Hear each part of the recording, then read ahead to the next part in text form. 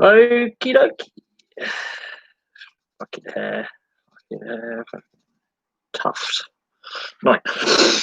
Okay, so Merry Christmas. As you can see, I'm wearing my ugly Christmas jersey. We've made it to Christmas Day 2020. Lots has obviously happened since I recorded my last live stream, since I did my last video. Now, I've been doing the NRL season previews. I'll be continuing them tomorrow, later today, do a few more. So we'll keep doing the NRL season previews. We've got to the New Zealand Warriors, which will be the next video I'll be doing. So that's going to be great fun looking at what I think they're going to be doing next season. Obviously, tomorrow we've got some Boxing Day football here in the UK. So the BBC will be showing its first ever live Boxing Day match tomorrow, which will be a good watch, I think. Lots has actually happened in sport. Obviously, West Brom now hired Sam Allardyce as their new manager. Fans aren't overly happy with the appointment of Sam Allardyce, but it's pragmatic football. Is the best way I can describe. Sam Allardyce being manager of West Brom, although fans across the board, not just West Brom fans, aren't particularly happy with the same recycling of managers. Watford have obviously gone through yet another manager. So managerial sackings are still happening. That's an interesting state of affairs. The NHL has come out and said they are starting on January the 13th. There'll be no exhibition games before the season starts. It'll be a 56-game schedule. That's going to be interesting to see how that pans out. Realigned divisions, Canadian division. San Jose obviously will not be able to start there. The Sharks will not be able to start their season in San Jose. So that's going to be really interesting to see what happens there. Obviously, sport has been majorly disrupted this year. So not every sporting team and not every club and an event is taking place. It'll be really interesting to see what we can project for next year. It will. It really will. But yeah, so let's hit the questions and see what people have to ask. I mean, on the football side of things, the Sam Allardyce appointment, I think, is a big one. I think Celtic winning the Scottish Cup is another. I think that's a boost in the arm for Neil Lennon, the Celtic manager. Their form has started to improve since that cup win. However, the situation at Celtic, I think, if they go on another bad run of form, he could be out the door. I don't think Neil Lennon is Celtic manager next season. Let's just keep that simple. Obviously, Sports Personality of the Year's divided opinion with Lewis Hamilton winning the awards. I stopped watching Sports Personality of the Year some time ago. There are quite a lot of good sporting stories that don't get the recognition they deserve through Sports Personality of the Year. And I read an article from 20 years ago that slams Sports Personality of the Year, and another article from 10 years ago that slams Sports Personality of the Year as a sort of a politically motivated, doesn't necessarily look at all the sporting accomplishments and achievements of a variety of teams and individuals. Sports Personality of the Year has been criticised for a very long time. It's a very good. I think it creates a lot of division where there needs to be none, personally. So there's a lot going on.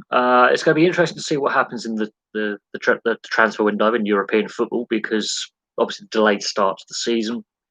It's going to be very interesting. Obviously, games are still getting cancelled because of the coronavirus pandemic. So that's something that we have to keep an eye on. I don't necessarily think the sports governing body in UEFA and Europe has given enough flexibility in case games are postponed and rescheduled. I think that is a problem that's waiting to explode. Obviously, a lot of teams have been affected, and you look at other sports and how they dealt with it. Rugby league, for example, just had to curtail their season early because several teams just could not fulfill fixtures. It got to that point. So we'll have to wait and see what happens there. Obviously, the NFL, they've had problems with the virus affecting teams. San Francisco 49ers, for example, are having to play their games in Scottsdale, Arizona. The San Jose Sharks in the NHL will have to play their at least opening of the season in Scottsdale, Arizona. They will not be able to play in San Jose. So parts of California, you cannot have sport. That's an interesting thing. That's an ongoing situation. The situation at Arsenal is an interesting talking point. They're really in trouble. Now, I could do a video on Arsenal's struggles and look at the stats this season and why they're struggling and where they are in the league. And is it Mikel Arteta's fault? Now, one of my neighbours is an Arsenal fan. One of my other neighbours is a Man United fan. Now, Man United seem to have turned the ship around somewhat. Arsenal are going in the other direction. These are two teams that have been less successful in recent years than they were 10, 15 years ago. And the success has started to dry up. So it's going to be very interesting to compare and contrast where teams were a year ago, 10 years ago, and how the win percentage per season and the trophies per season or the competitiveness of a team per season compares to when they were at their peak. Yes, the NHL has come out and said they are definitely going to have a start date. It looks likely that all Canadian teams will be able to play in their home arenas. I think the sticking point is Vancouver. There is a sticking point there, although it looks very, very likely that games will be taking place in all NHL arenas in Canada. In the US side of things, the Californian teams are being affected. San Jose don't look likely to be able to play games in California at home. Conversely, Florida and a few other locations might have fans in attendance come the start of the season in January. So the whole thing, there's no universal plan, because if fans are in attendance in some locations and not in others, there is a revenue sharing agreement that the NHL has with its teams and with its players. NHL teams have to have a taxi squad of 6 players. They may not be able to. These are guys who would be on two-way contracts with the AHL affiliate, so the NHL teams have to carry 3 goaltenders, including in the taxi squad. So it's going to be very interesting to see how the GMs and the coaches and the organisations manage their squads with injuries and their rosters, because a lot of teams aren't cap compliant. Yes, there's a salary cap in the NHL. That's creating, obviously, a few headaches for some GMs. Look for there to be more player movement before January the 13th, because before then you have to go into your bubble. So there could be player movement before the end of December. So look for the next couple of days to see if there's any player movement, because I can see trades and waiver wires be getting very interesting. Not all players have signed there's a lot of UFAs and RFAs who haven't signed yet. There are some prospect players who are still playing in Europe, who were drafted or in the organisation system. The ECHL is having a reduced season, less teams are playing. So again, player development is going to be very, very interesting. Do I see the New Zealand Warriors playing any home games in 2021? That is still 3 months away, 2.5 months away. So that is going to be very interesting come March the 11th, whether the Warriors will be able to play games in Auckland at Mount Smart Stadium. They are the next preview I'm going to do on the NRL season previews. That is the next preview I'm going to do. It will be interesting to see if they can play any home games this coming season. That is something I'll have to keep an eye on. I do know that last season there were talks going on, because obviously Todd Payton turned down the role of the Warriors head coach permanently when he decided to sign with the Cowboys, partly for family reasons, which if you follow the NRL, it's completely understandable. The Warriors, from what I gathered last season, when obviously the bubble situation and not all like the Melbourne Storm and the New Zealand Warriors not being able to play at home, it was looking highly likely that they would probably have to do the same again this season. So it will be very, very interesting to see what happens with the Warriors in 2021. The Central Coast adopted them as an informal NRL team, and they sort of adopted their location. It'd be very, very interesting to see if that arrangement happens again this coming season. We know that New Zealand and Australia at government level have eased travel restrictions between the two over the Tasman Strait. But again, in order for the season to start, I would think they would possibly start playing games in Australia. But it'll be an interesting one if they can play any games at home. It'd be very interesting to see how the Warriors, there's no definite they are playing at home or they are going to be playing in Australia. So that'll be interesting to see how the Warriors, how the NRL deal with that. Same with the Melbourne Storm. They couldn't play many games at home either. And they were also basically a rehoused team. So it'll be interesting to see what protocols are in place and arrangements are in place for the NRL to get started this season. Although all things look likely, yes, we are going to have a uninterrupted full season this year. So we'll have to see what happens with the NRL, and the same with the AFL as well. Obviously, the AFL was also impacted by the state of Victoria being shut down and no games taking place in Melbourne. So it'll be interesting to see how both leagues adapt to any further lockdowns, because cases are starting to rise again. As there's a rise in cases in Sydney, there's cases appearing in Queensland in quarantine centres. So it will be interesting to see what happens. I think it's most likely that the Warriors start in Australia, like they did, play the entire last season. And I think that's one of the plans on the table is to do that. It was heavily discussed last season. So we'll have to wait and see what the NRL announces, and because if they have to relocate them, they would have to quarantine for a period. So that'll be very interesting to see what will happen with the Warriors. But they played very well in adversity last season, and if the season had gone on a bit longer, they would have made finals, in my opinion. It's whether they can continue that momentum and continue with the squad building that they've done. Bearing in mind, they lost a lot of players who left midway through the season and decided to leave the bubble and they couldn't return. And they did rely on a lot of loan players to fulfill their fixtures. So it will be very interesting to see what actually happens with the Warriors this season. That was one of the sticking points in getting play resumed last season. It was heavily debated about keeping the Warriors within the competition. And without the Warriors and the Storm, the season would not have resumed. So I could see it very likely if, worst case scenario, they play all their games in Australia. A best case scenario, I think they play part of the season, some of their home games where they played last season on the Central Coast. I think that's going to be the NRL's objective, is just to get the season started and to mitigate any losses, although fans were back in attendance for the grand final, State of Origin, and the late half of the season. So they're trying to mitigate some of the losses, but they did better financially than they were expecting, because the worst case scenario was teams going out of business. So we'll have to see what happens with the Warriors, but obviously we've got half the league to preview yet, so we will go through that.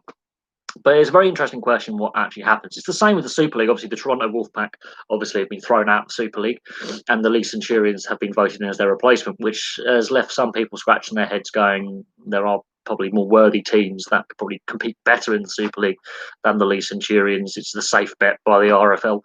But again, they're trying to mitigate financial losses and reduce travel, which I can understand. So it'll be interesting to see what restrictions are in place for the Catalan Dragons, considering that the final Brexit agreement comes through on the 1st of January, and what we've seen with travel disruption over this week between the UK and the continent and other EU countries with each other due to a strain of the virus that's different from the initial virus outbreak. It'll be interesting to see if the Catalan Dragons, for example, have to be housed in the UK for their games. This is another problem that Toronto faced, was they had a visa issue. Now, the Catalan Dragons may have some logistical problems in playing games. It's going to be interesting to see what happens with the Super League this coming season in February. It's only a couple of months away. And that was a heavily disrupted season that had to be curtailed because certain clubs could not fulfill fixtures, like Wakefield and Hull FC were decimated by the virus and they couldn't contain it within the club. So questions have to be asked about the protocols in place that the Super League had in place for bubbles and quarantine procedures and all such stuff like that. And the same question could be asked of football, because looking at European football, the amount of playing squads that have had virus outbreaks this season, especially in recent weeks, is alarming. I think Millwall have had a couple of games affected by the outbreak. A few other clubs have had, Exeter City, rugby league, rugby union as well. It does raise questions about the biosecurity protocols that professional sport in Europe has. So it'd be interesting to see how that affects things like the Champions League and Europa League going forward post Christmas. And it also raises questions about Euro 2021 and the viability of playing it on a pan-continental tournament. These concerns were raised before COVID about what was going to be Euro 2020 is logistics for fans and teams. Those same questions are now, you've got to add into that, there's a virus, there's a pandemic going on. They're going to have to change arenas. We've got the Rugby League World Cup at the end of the year next year. There's a lot of big things happening. The Tokyo Olympics, that question hasn't gone away. Will it actually take place? Will they postpone it again? I can't see the Japanese government and the organisers wanting to do that. I can't see that being a viable financial option. So that's something that, again, much similar to the Warrior situation, is intercontinental travel, especially if you've got a competition that does span more than one country, such as the Super League and the NRL. That does raise some questions about how will these teams be able to operate? Will there have to be a quarantine period? Because if you or I was to travel abroad, we have to do 10 to 14 days quarantine. So that would actually cause problems for the Catalan Dragons, for example, and vice versa for English teams in the Super League going to play in Perpignan. I can see the Catalan Dragons being relocated for the season, or at least part of the season, in the UK, in order for the Super League to fulfil its fixtures, and that will also then affect the Challenge Cup as well, with Toulouse and Catalan being two French sides that compete in it. And we also had Red Star Belgrade this season as well. That raises questions about, again, quarantining protocols and travel protocols when you have teams from multiple countries competing in the same competition. The quarantine side of things, I can see the Champions League and Europa League being affected post-Christmas. It'll be interesting to see. So the Warriors question links into a whole load of other questions. It was the same with the Sunwolves and their decision not to take part in Super Rugby this last year. The questions were raised about, could they meet the quarantine protocols and the travel and relocation.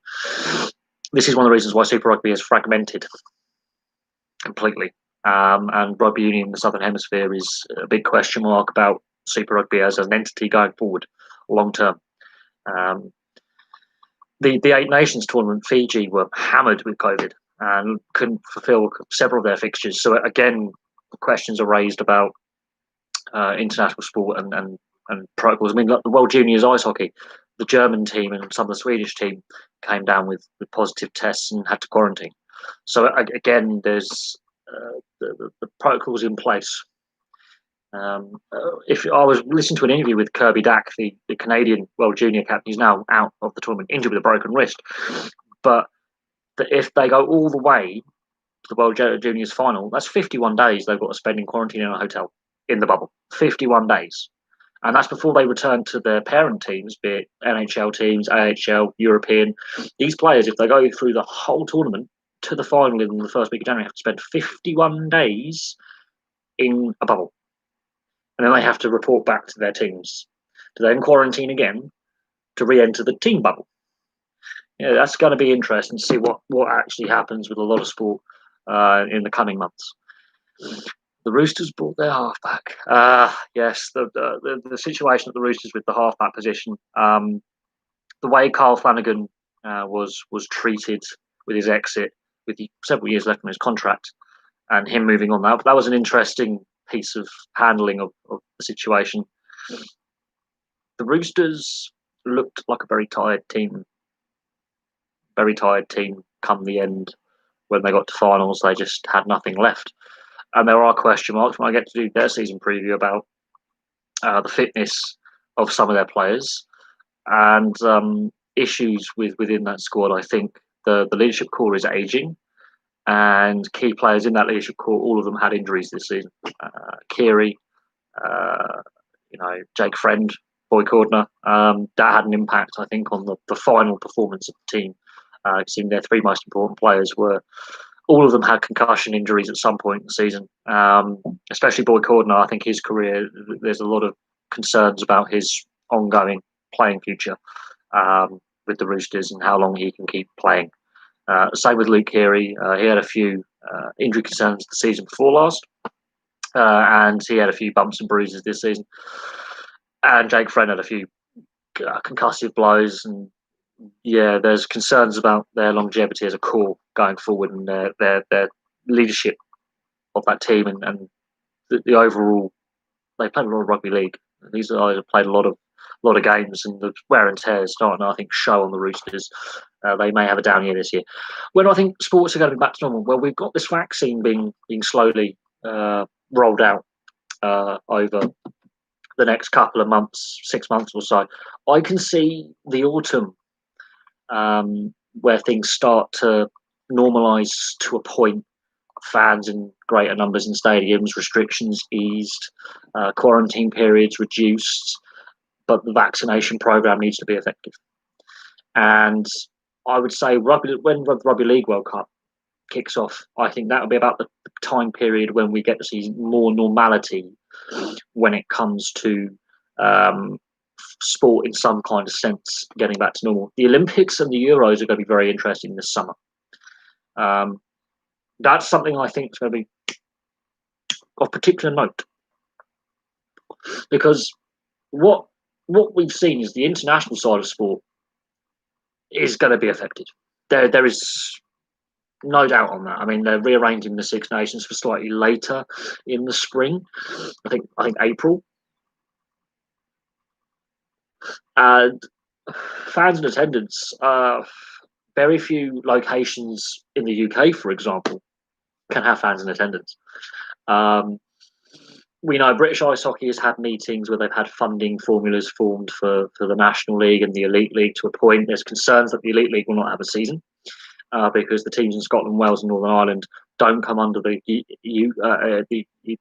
UK government funding because devolved powers. The National League, as I'm wearing my Bracknell Bees Christmas jersey from a couple of years ago, there's concerns about arena availability for some teams, funding matrix.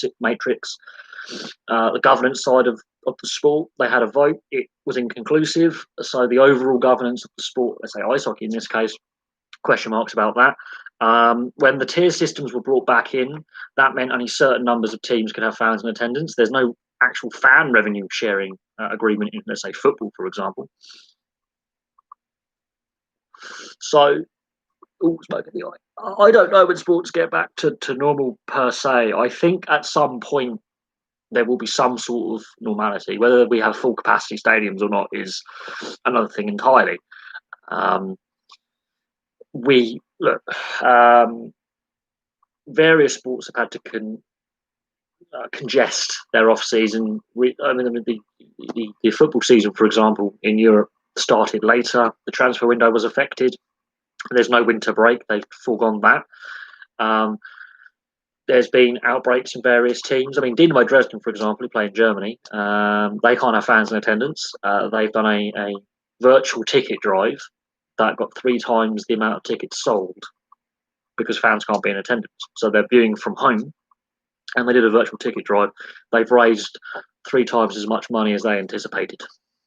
So teams are having to come up with ingenious ways to make revenue. It's going to be interesting. I don't know, but I would say by the autumn.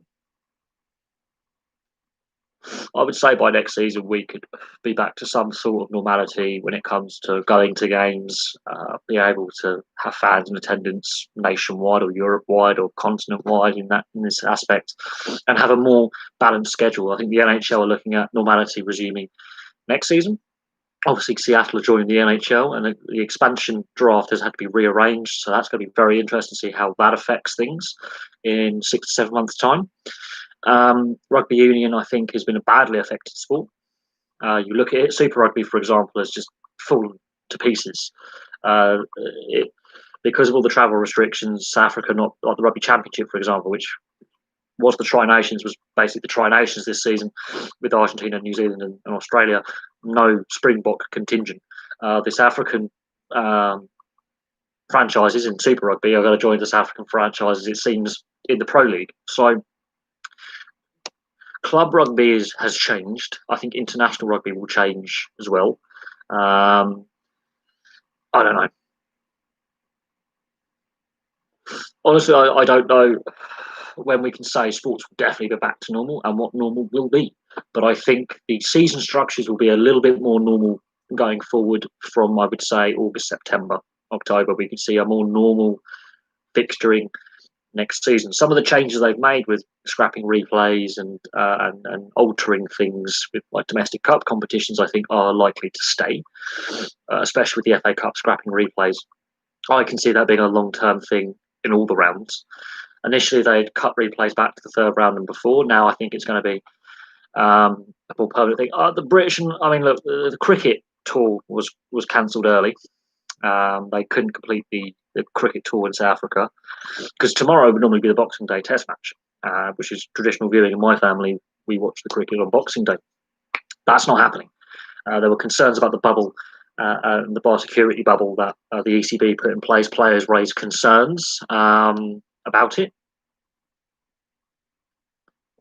They weren't overly happy with the protocols in place, and then South African and English players tested positive at the beginning of December. It will be interesting to see if the Lions tour South Africa does take place. I would be surprised if it does. They may have to play the 3 test matches, for example, in a neutral location. If that does take place, there would have to be bubbles put in place, biosecurity bubble, and that will be a very interesting touring situation for the Lions. I cannot see that taking place unaffected at this time. But again, we have to wait and see what happens in the next 6 months. It is totally plausible that, yes, it can take place. But I think it's looking at how things are going and how England, South Africa, or UK and South Africa are now banning travel between each other. I think that's going to be a question mark. I can't see that not being affected.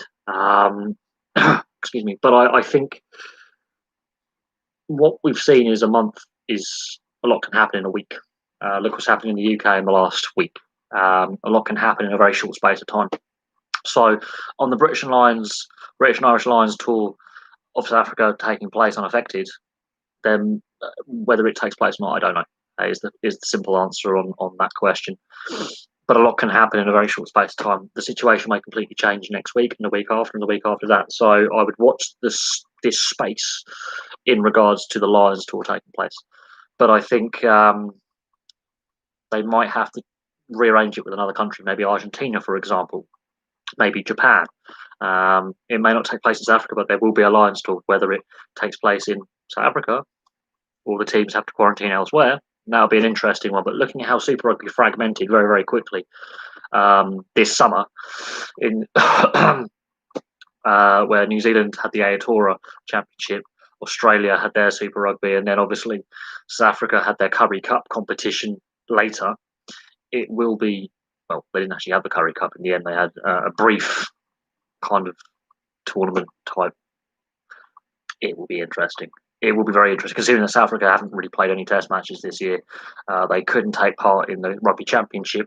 They had to withdraw from that. Their teams have basically said, we're no longer playing in the Super Rugby format. We're looking at the Pro 14. There's a lot of changes happening with the South African Rugby Union. Obviously, it's a big moneymaker for both the home nations unions and the South African Union. Money will talk, but I think a lot of organisational changes have to be made for any Lions tour to take place. I can't see it taking place as planned with the tour matches against provincial sides. I don't know. I really don't know. And the restrictions in place in South Africa are much stricter than they are here. So it will be interesting to see if any tour takes place at all. But again, a lot can happen in a week's time. I mean, the situation day by day is changing. It will be interesting to see what occurs and what arrangements are made between the Lions touring party and the South African Union. That will be very, very interesting to see if anything can be arranged, or if the tour to South Africa can't take place and the Lions have to choose either New Zealand, Australia, or Argentina, or even Japan as, let's say, for example, their other opponents, because they're the only viable options I think the Lions have as a backup. I cannot see at this current point the tour in South Africa taking place. That doesn't mean it won't, but there's a lot of unknowns at this point, and a lot can happen and change within a very short space of time, as proven this week in Europe. A lot can change. So, in that aspect, it will be interesting to see what contingency plan to put in place.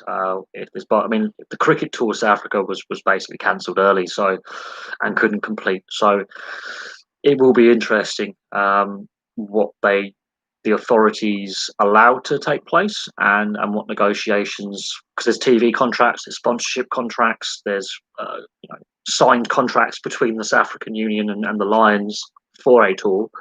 It will be interesting to see if there is a backup planned where they might have to play in a different location.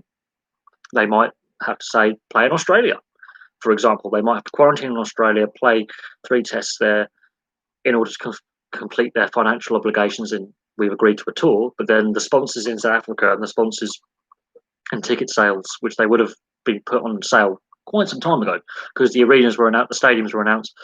It will be interesting because there's lots of legal carnage that goes with that, and compensation payments for sponsors and stadiums and venues that would have hosted training camps and matches. There will have to be some kind of financial compensation as well, and that becomes a bit of a headache. So it will be interesting to see what happens, but I can't see it taking place unaffected at this time. But come June, come July, the situation may have completely changed from where we are now to the summer. We got this vaccine rollout. It could well be that if you want to play on the tour, you have to be vaccinated before you travel. There will still be quarantine procedures in place, I have no doubt. But look at the you have to look at it from the South African point of view as well. They pulled out Super Rugby. There's ongoing discussions about those. There's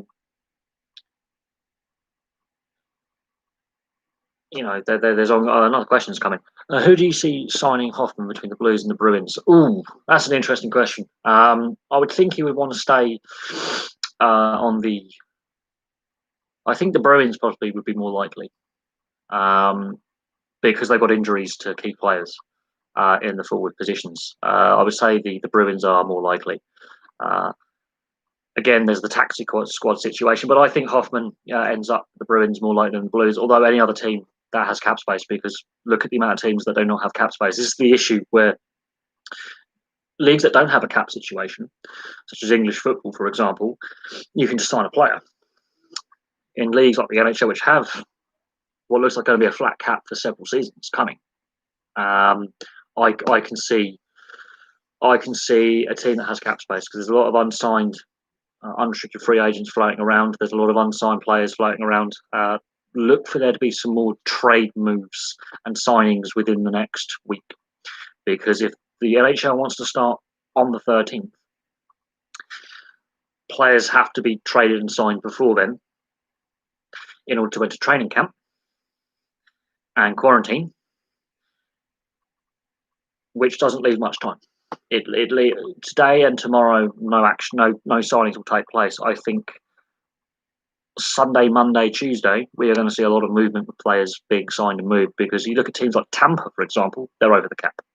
Toronto, they're over the cap. And even with taxi squads and trying to bury a few contracts, there's over half the NHL is in cap hell. They've had to amend the expansion rules for the NHL, for Seattle joining next season. But I can see Hoffman most likely going to the Bruins because Pasternak and Marchand are injured. They're not going to be fit to start the season. There is the taxi squad situation. The Blues, on the other hand, I can see them making some moves as well. There's a whole host of other teams that do have cap space that could sign him because you have to look at the amount of players that teams have to sign that are RFAs and UFAs. And I'm not overly an expert when it comes to the NHL and the contract situation with escrow and things like that, but there are issues with this. CBA was agreed and the discussions that are taking place. The taxi squad situation could be very, very interesting. Some teams that are over the cap, like Tampa and the Maple Leafs, may try and rotate and bury some contracts. I'm a Jets fan. Brian Little's on LTIR. There could be abuse of the LTIR. There's going to be loopholes within the cap system. But I would think that the Bruins, out of those two teams, would be more likely signing because they have injuries in their forward depth. With Pasternak and Marchand being injured, I can see him going there on a short-term entry level, league minimum contract for a season. I can see that happening in order to avoid going over the cap situation because a lot of teams do not have cap space because they've got to sign players at the end of this season in 2021 who will otherwise be RFA or UFA, and then you've got the expansion, and that's going to be the headache: is protected lists, bad contracts. Players will be exposed with bad contracts, hoping that Seattle might take a punt on a cap dump. But look for there to be more trades and signings and waivers in the next, I would say, 3 or 4 days before teams have to go into their isolated training camps. There is a trade deadline. So once these players have entered the playing bubble, then yes, trades will be made. Once they've completed their, I would say, quarantine period, the trade deadline, I think, is set in April. So this could be a very busy season for trades. There are a lot of teams that are, I think 20 teams are either at or over the cap. That means 11 teams have cap space. I think out of those 11 teams, I think 5 have a lot of cap space. So we could see some really bizarre trades. We could see waiver wire being insane. But part of the CBA was the Christmas period players were allowed to spend with their families. Part of the agreement of restarting last season. So it's going to be interesting. I would say more likely the Bruins because of the injuries they have to key players in their forward group. The Hoffman situation, though, I don't know. You would have to. It would be interesting because they might have to move other players and trades would have to take place.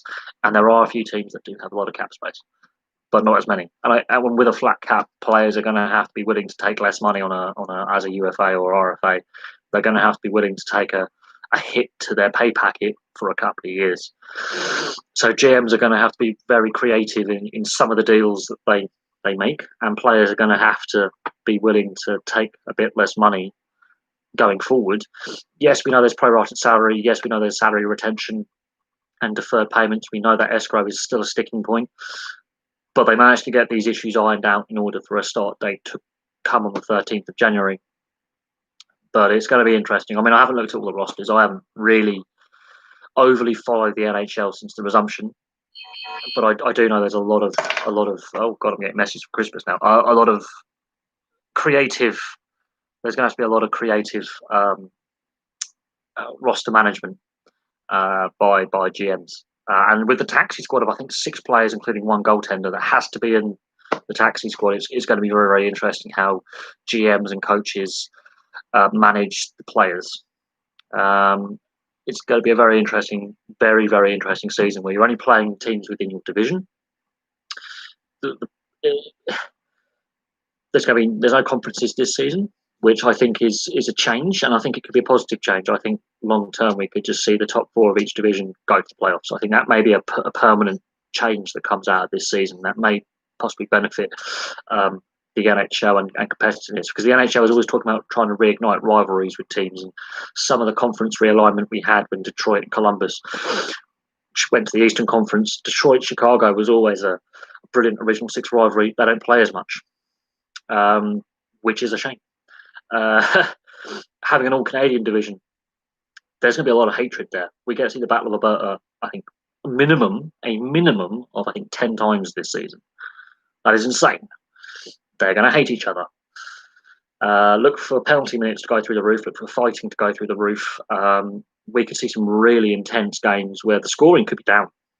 Am I a big movie fan? Yes, I am. I could take you for a little wander, but I've got the laptop, not my phone, so I can't really take you for a wander around the flat. But I do have, to the side of my bed by my wardrobe, there's a stack of DVDs.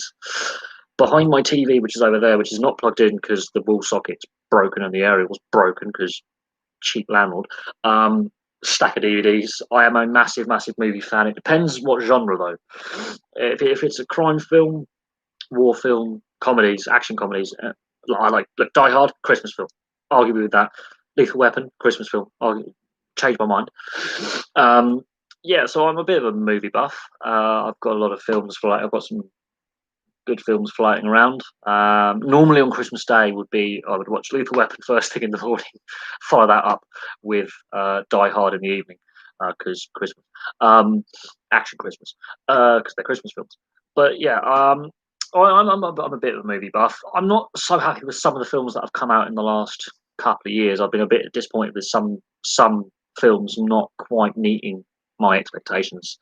I think Marvel have overdone it. They've saturated the sci-fi action hero kind of market. I think there's too many Marvel films now. It's just Star Wars. I think they overdid that. Personally, I think the Mandalorian. I think a lot of people are preferring the Mandalorian over the more recent Star Wars films. I think again that's overdone. Indiana Jones is coming back for a 5th iteration. The original trilogy was brilliant. The 4th film, not so keen on that. I think kind of bringing Shia LaBeouf as his son, that was a good move, but the storyline of that 4th film was bizarre to say the least, and didn't really overly impress me. Not so keen on that, but yeah, sports films are really interesting, not documentaries, but actual films. Like I like Goon. I love Goon. Slapshot's one of my favourite films, so Slapshot is hilarious. The original Slapshot. The rest of the series gets a little bit bizarre, not so great. But yeah, there are some very interesting, I think, films. I mean, I'm pretty easy to read when it comes to films. Historical epics are quite good as well. Yeah, historical epics.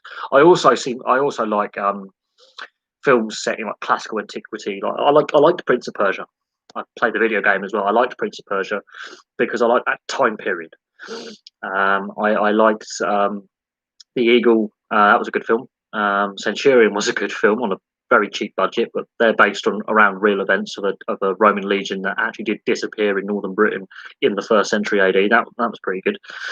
I even like some of the old 60s and 70s, like Clash of the Titans. You've got me there. Sinbad. I used to love the Sinbad films, even though they are really, really the CGI effects, special effects are really cheesy.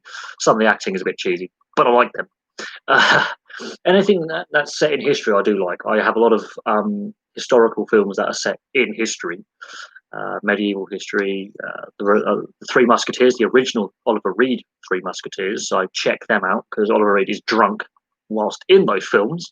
They are brilliant.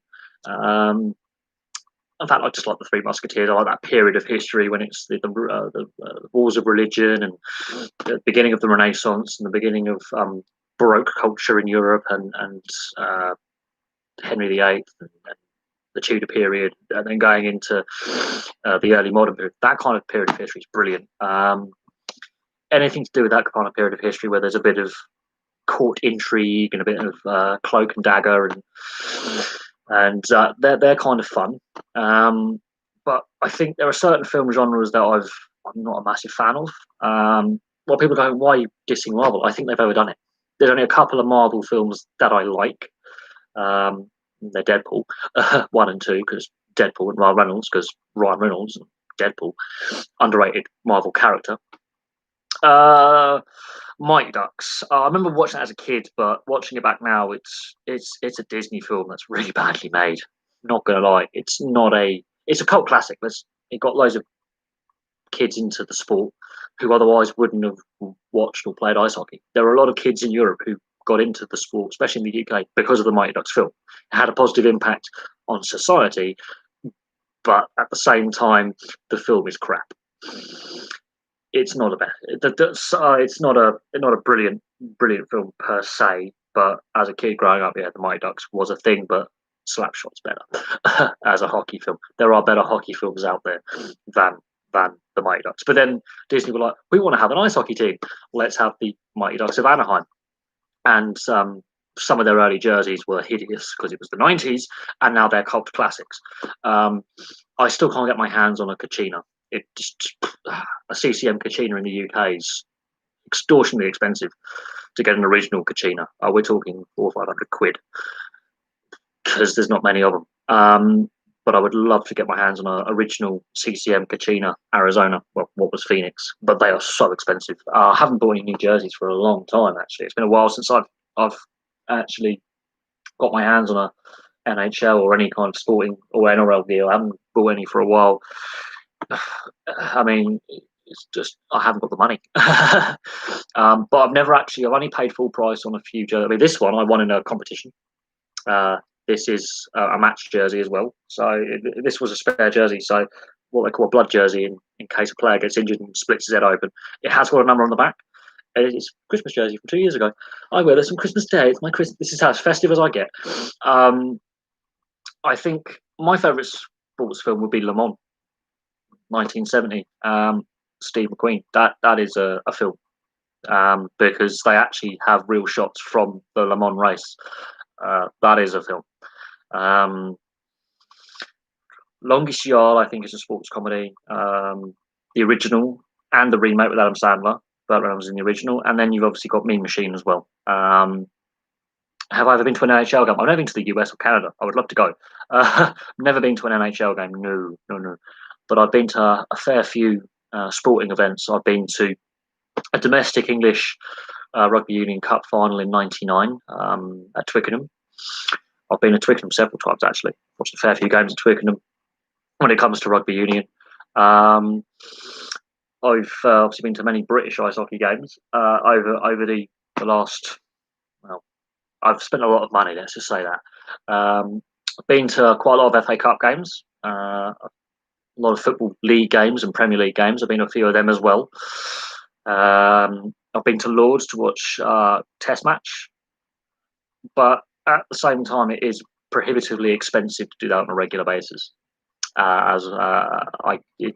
the travel cost included as well, the ticket, it is prohibitively expensive. I think the cheapest I've done on a sporting day out was with the mate a couple of years ago. I went into London to watch a British ice hockey game between our team and a team in London, and it didn't cost too much, but it was a long day. When it comes to the NHL strategy on overseas games, I do think the NHL could do more with exhibition games in, let's say, pre-season.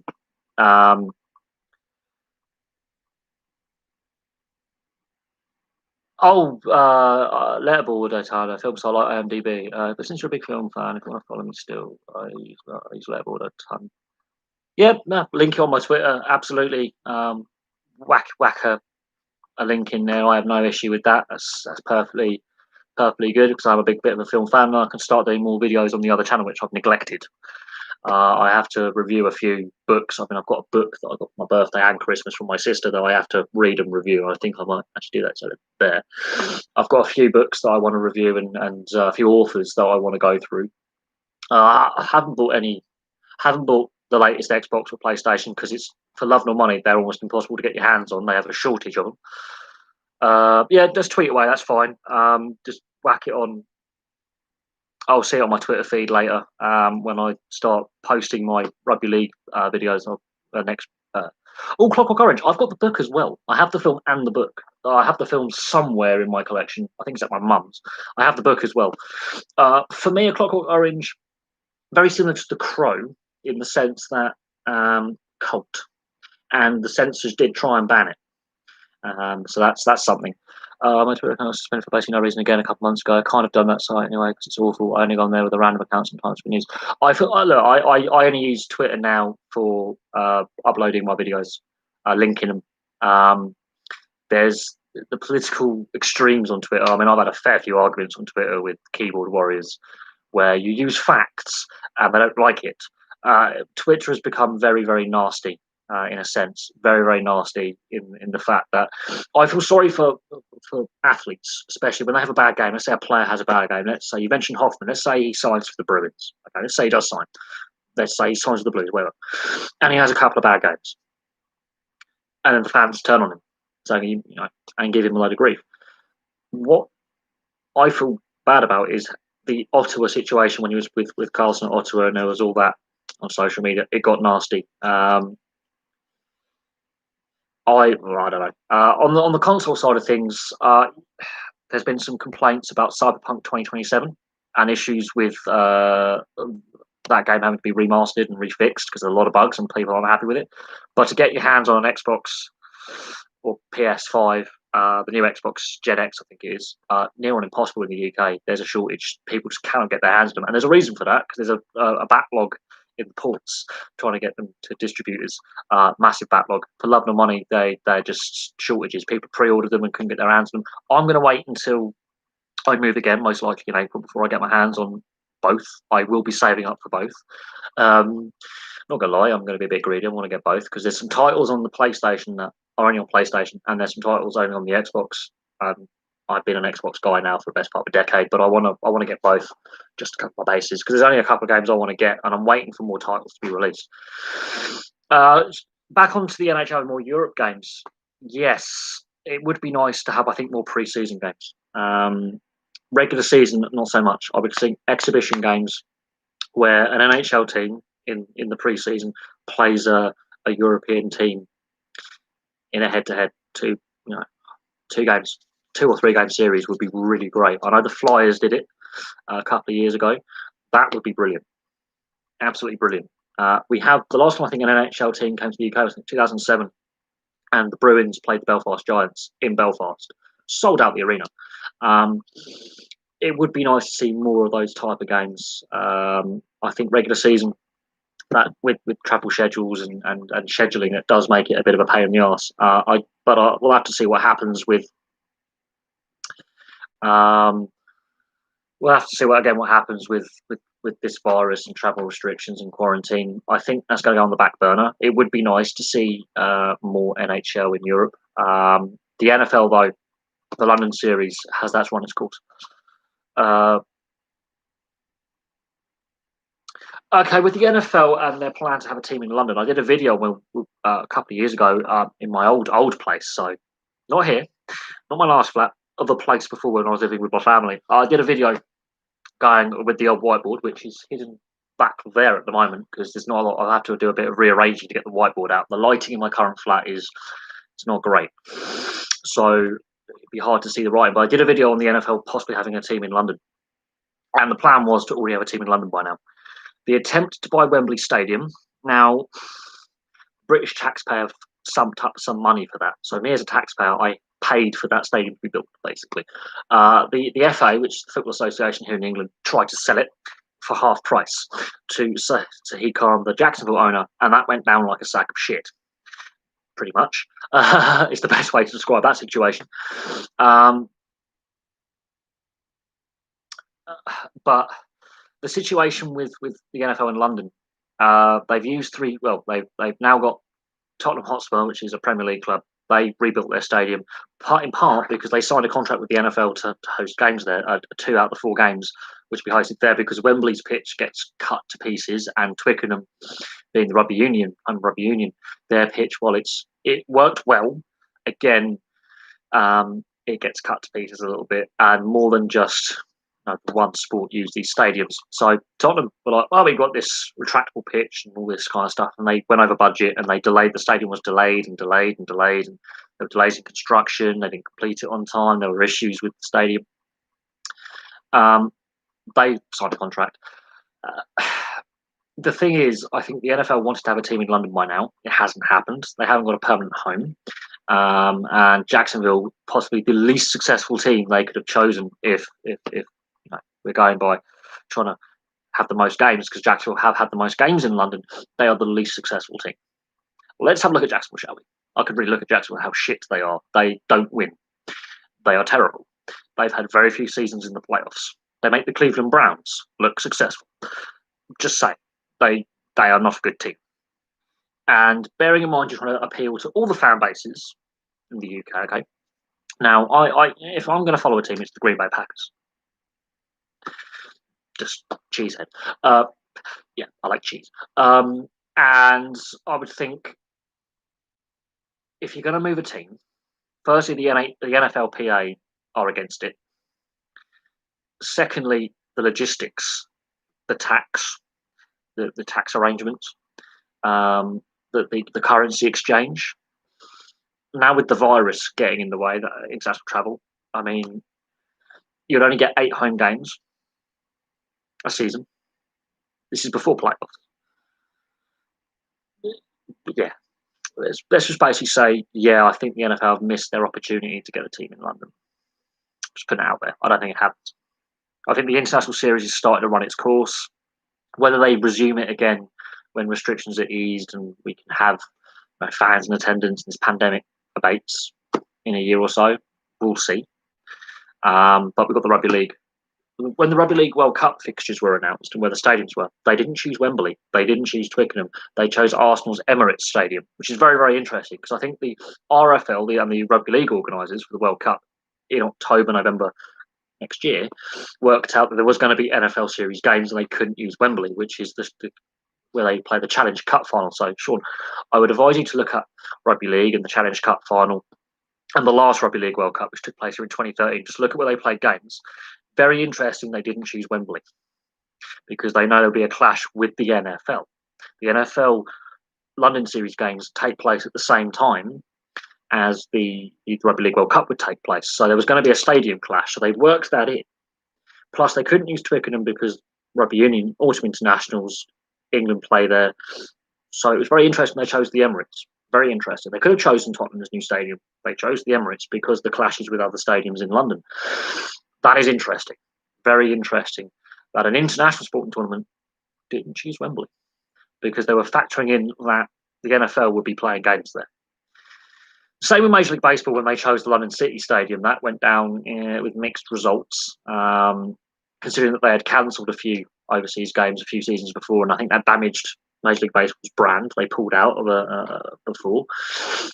But because the NBA come over here as well and play games at the O2, which is the old Millennium Dome. Again, I would go on the internet, research the Millennium Dome. It's now the O2 in East London. It's a great indoor arena. Amazing, amazing. I've been there when it was the Millennium Dome under naming rights. An amazing building.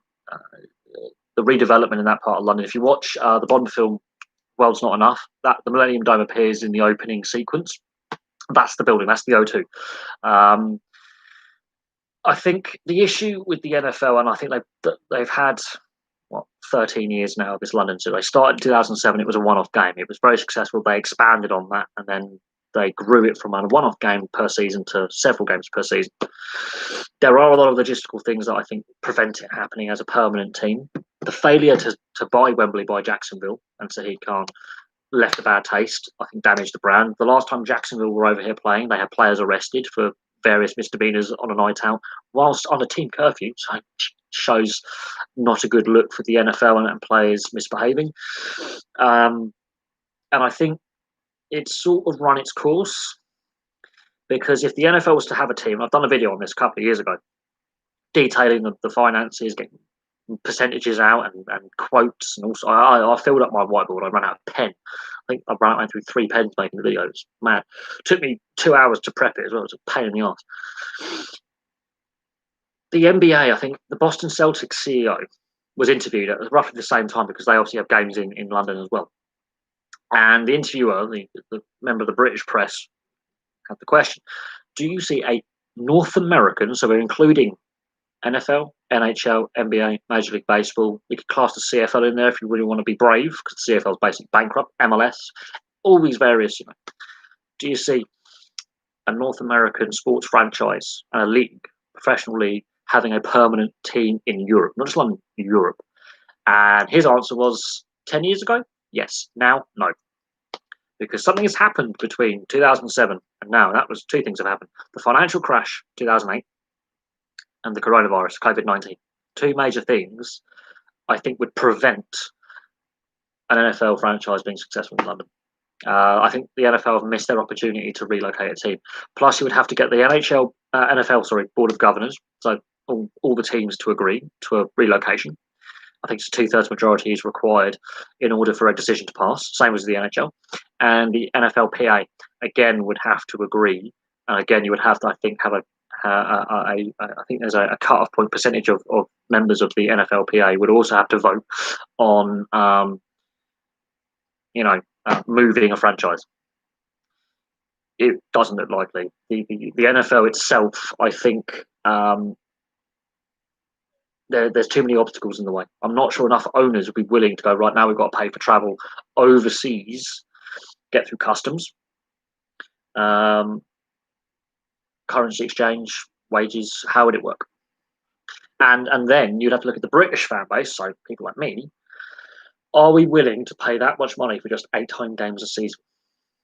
When we're already having the debate in this country about the cost of sport and especially football and our version of football, so soccer to Americans and Canadians, about going to games and watching our own product, our own sports, and the cost of going when you've got loads of home games. There's a lot to factor in. Plus, you've got to appease all the other fan bases in the UK because the NFL series. There's still 2 teams that haven't. I think there's 2 or 3 teams that haven't actually played an NFL series London game yet. Until you can get all the teams to play a game in the UK, that would make no sense. Then you would have to do divisional realignments. Should a team move? Now we're assuming it's Jacksonville. This team can't win. If you want to build success, if you move a team, all you're moving is a team. You're not starting up a new one. You're moving an unsuccessful team from a location where they can't draw fans. You're plonking them in another location and expecting to continue drawing fans. If a team sucks and is crap and it's a new thing, the fans ain't going to show up for very long. They're not.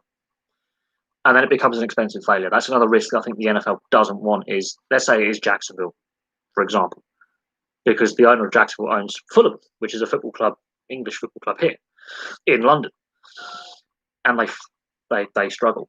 I mean, Fulham haven't done very well under Saheed Khan's ownership. I mean, they've had various issues with staying in the top flight in English football.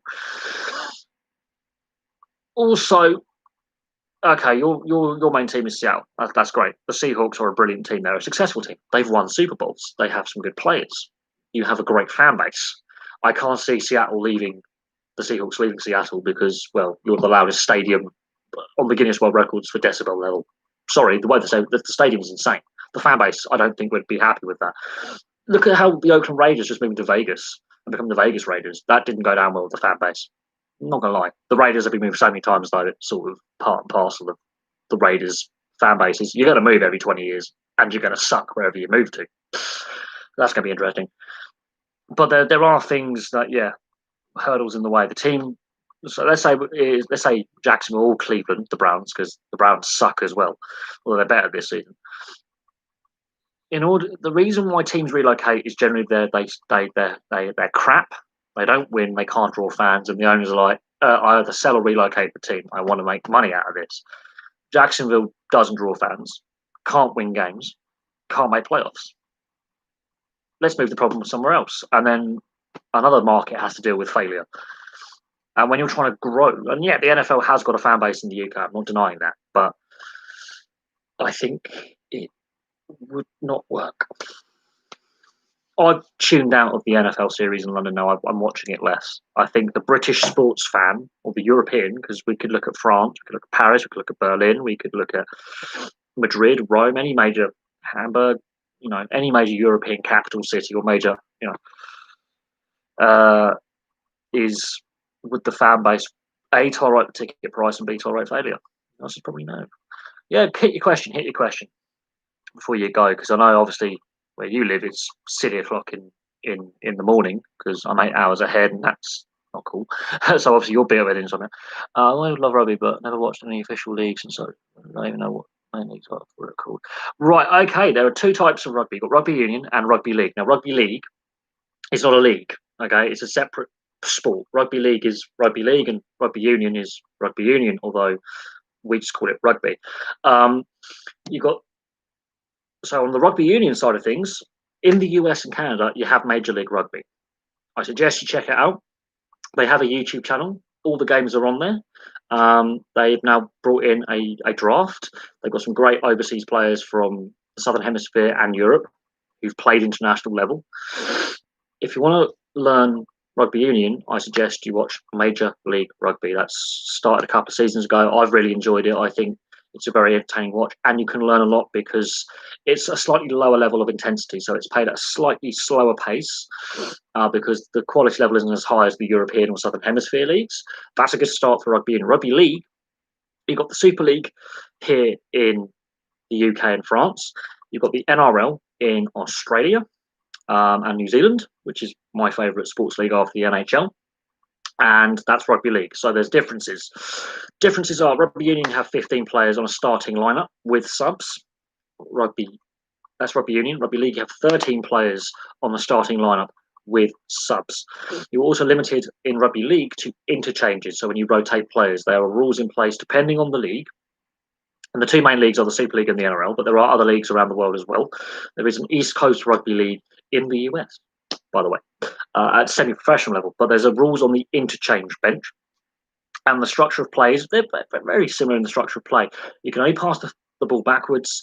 You've got a tackle in a ruck area, although rugby union has a maul. There are certain words. But if you want to learn the basics, the NRL is the best professional rugby league. Okay, rugby league is different. The NRL is different to rugby union. So when you talk about rugby and rugby league, rugby, check out Major League Rugby. It's more local to you. There is a YouTube channel, just Major League Rugby, MLR, and you can watch last season's games and the season before. And I think that can help you learn rugby, or rugby union, and rugby league. So confusing, isn't it? It is. It's so confusing to newbies. I'm trying my best without confusing it. Rugby league, there are slightly different rules, and it'd probably be an easier watch for a North American because think of CFL, NFL. It's I think easier to pick up for a North American is rugby league. Rugby union is the more complex and slower paced. So you've got rugby union and rugby league. Remember that. Then the various leagues. So in rugby union, Major League Rugby is the North American professional league, but then you have the English Premiership, the Pro 14, which contains teams from Scotland, Wales, Ireland, including Northern Ireland, Italy, and now South Africa. The The Pro League, very interesting, good quality rugby as well. You've got the top 14 in France, best professional rugby union league there is, in my opinion. The best players play there. They get paid the highest wages. You could argue the English league is a comparable. Then you have the Southern Hemisphere leagues in Australia and New Zealand called Super Rugby. They're having a few structural issues right now, hence why the South African teams that played in Super Rugby are now joining the Pro League. On the rugby league side of things, as I said, there are two top leagues in the world. Super League in Europe, which contains teams from England and France. We've had some Canadian teams as well. The Toronto Wolfpack were in the Super League. They've sort of had some issues. They've been thrown out the Super League. It's complicated. I suggest you read up on that. That's the best thing. The Ottawa Aces are planning to join in 2022. They were going to join this coming season. They've deferred for a year. Watch that space. Again, go on the internet. Toronto Wolfpack, Ottawa Aces. And then you have the NRL, which contain 15 teams from Australia and one team from New Zealand. They are the top professional leagues when it comes to rugby league, although there are some other national rugby leagues as well that play at a semi-pro and amateur level around the world. The rules are different. You will notice differences if you watch a rugby union match and a rugby league match. You will see massive, massive differences. Rugby league, I think, will be the easiest sport for you to get into and understand. There are some other YouTubers out there who have described the differences between the two, what we call codes, by basically on separate sports. And yeah, that's basically the best advice I can give. I've had other viewers from North America say I'm interested in rugby, and then I've had to describe rugby union and rugby league. The history of it is very, very interesting, but we have to go back to the 1890s. Yeah, and that's long. And then the evolution of both codes and the evolution of the fact that rugby union wasn't professional until 1995 officially, and rugby league has been professional for quite some time. Although true term professional, yes, they got paid for their appearances. They were still full-time working in industrial cities in the north of England for the most part. Though Southern England has a couple of teams. They didn't really, what we call professional now. The 60s, 70s is when they started to really get professional and earn some big money. And then in the 80s and 90s, the salaries became properly professional, and then you could literally just make a living out of playing it. It is complicated. I hope I haven't confused you too much, but I prefer rugby league over rugby union at club level, so league level, as we would call it. I prefer it rugby league and union, to be fair. I prefer it international level because that's the best of the best. Rugby league, I prefer at club level because the international game isn't as great. There's not as many internationals. It's less well organised at international level, but at club level, it's brilliant. And I would suggest to you, if you've got the money, go on NRL.com and get a yearly subscription. It doesn't cost as much money as you think. You get all the matches, ad-free if you miss a game, and you get all the other related programming. NRL.com, little plug in there. That's where I get all my content from. It's all legitimate. You just pay a yearly fee or a monthly fee. It's a official NRL website. You get to watch every game, and then you can really learn. And you can choose which season you want to watch from because there have been some rule changes.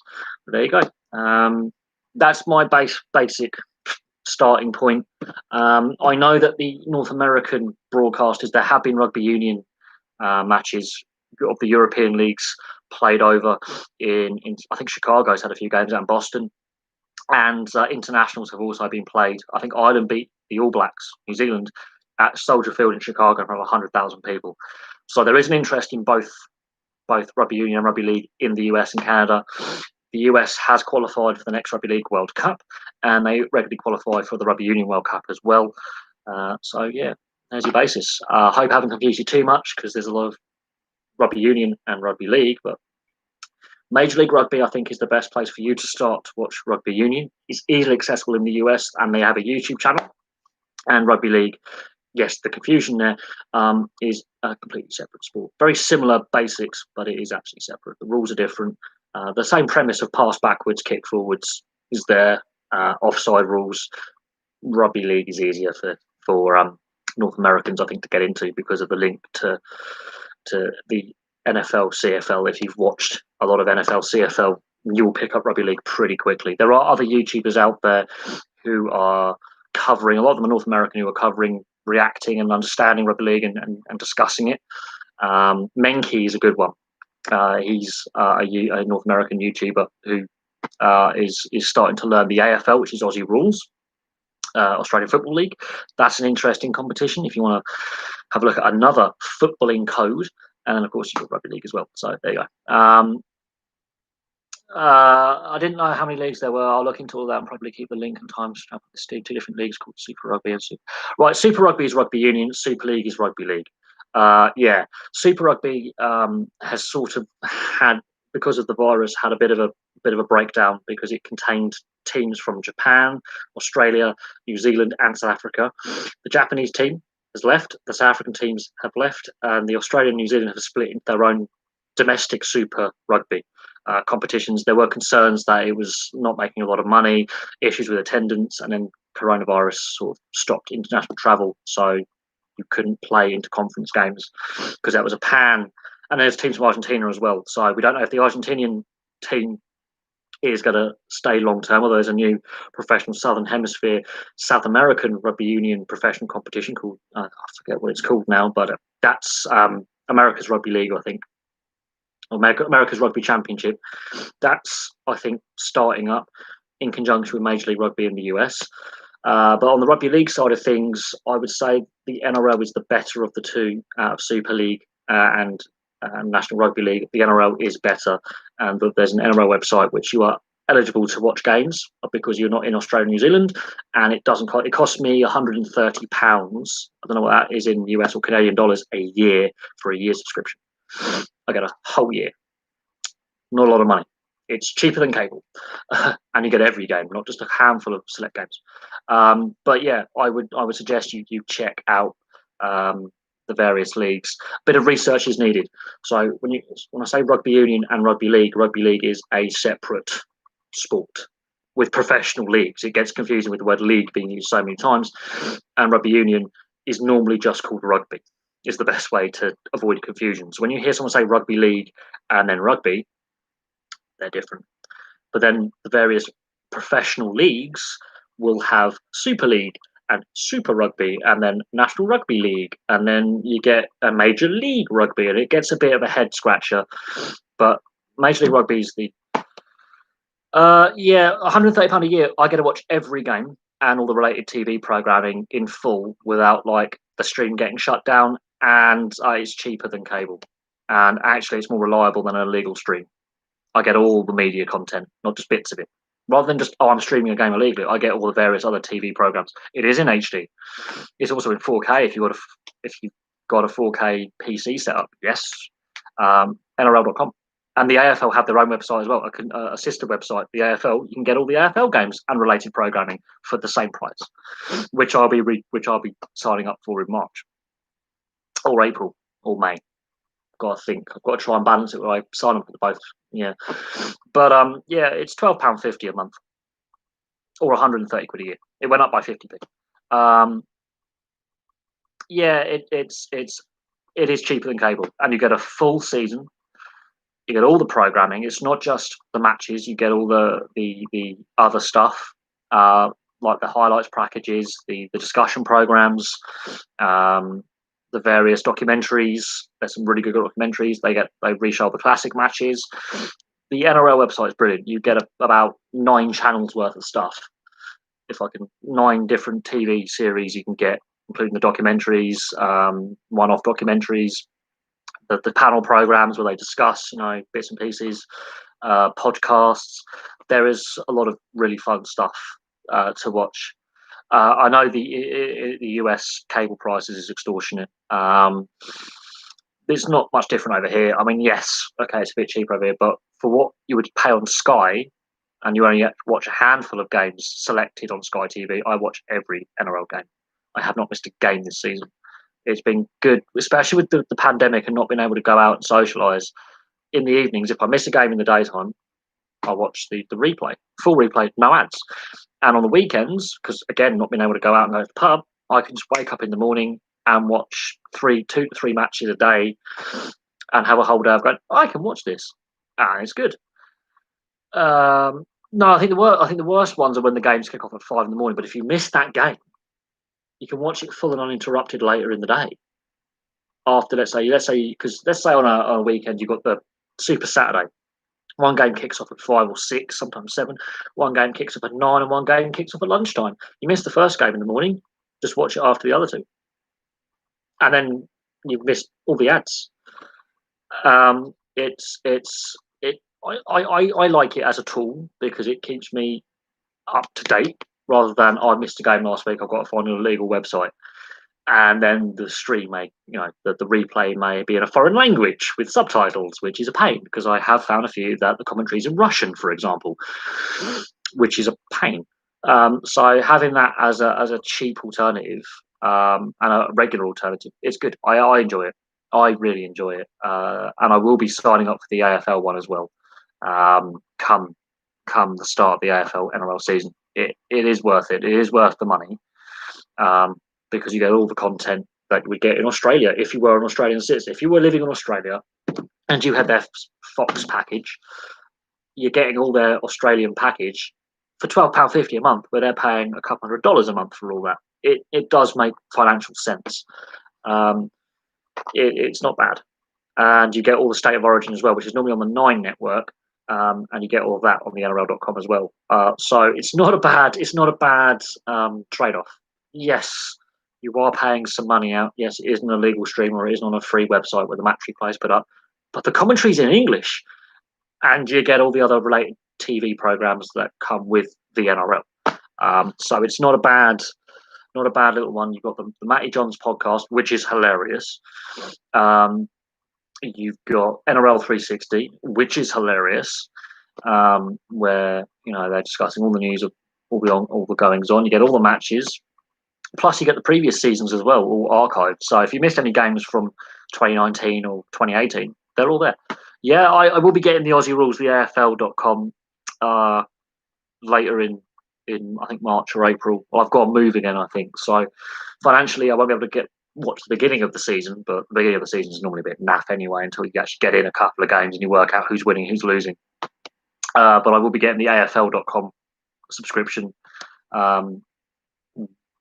I would say April, May time as well. So yeah, I'll have both the NRL and the AFL subscriptions, and it is good fun. You get it in full HD. If you've got 4K, a 4K monitor, for example, yeah, you can watch in 4K. If you've got a smart TV and you've linked your laptop or your PC to your smart TV, you can watch in 4K. It's pretty good. I haven't watched as much AFL as I would like in the last year or so, which is a shame. I do like the AFL. I'm not a religious fan of the AFL. I'm not, but I will watch it and I do enjoy it. I think the NRL handled the return to play better. I think the rule changes the NRL made. They do, yes. That you will notice. You will see the SCG. You will see the Gabba.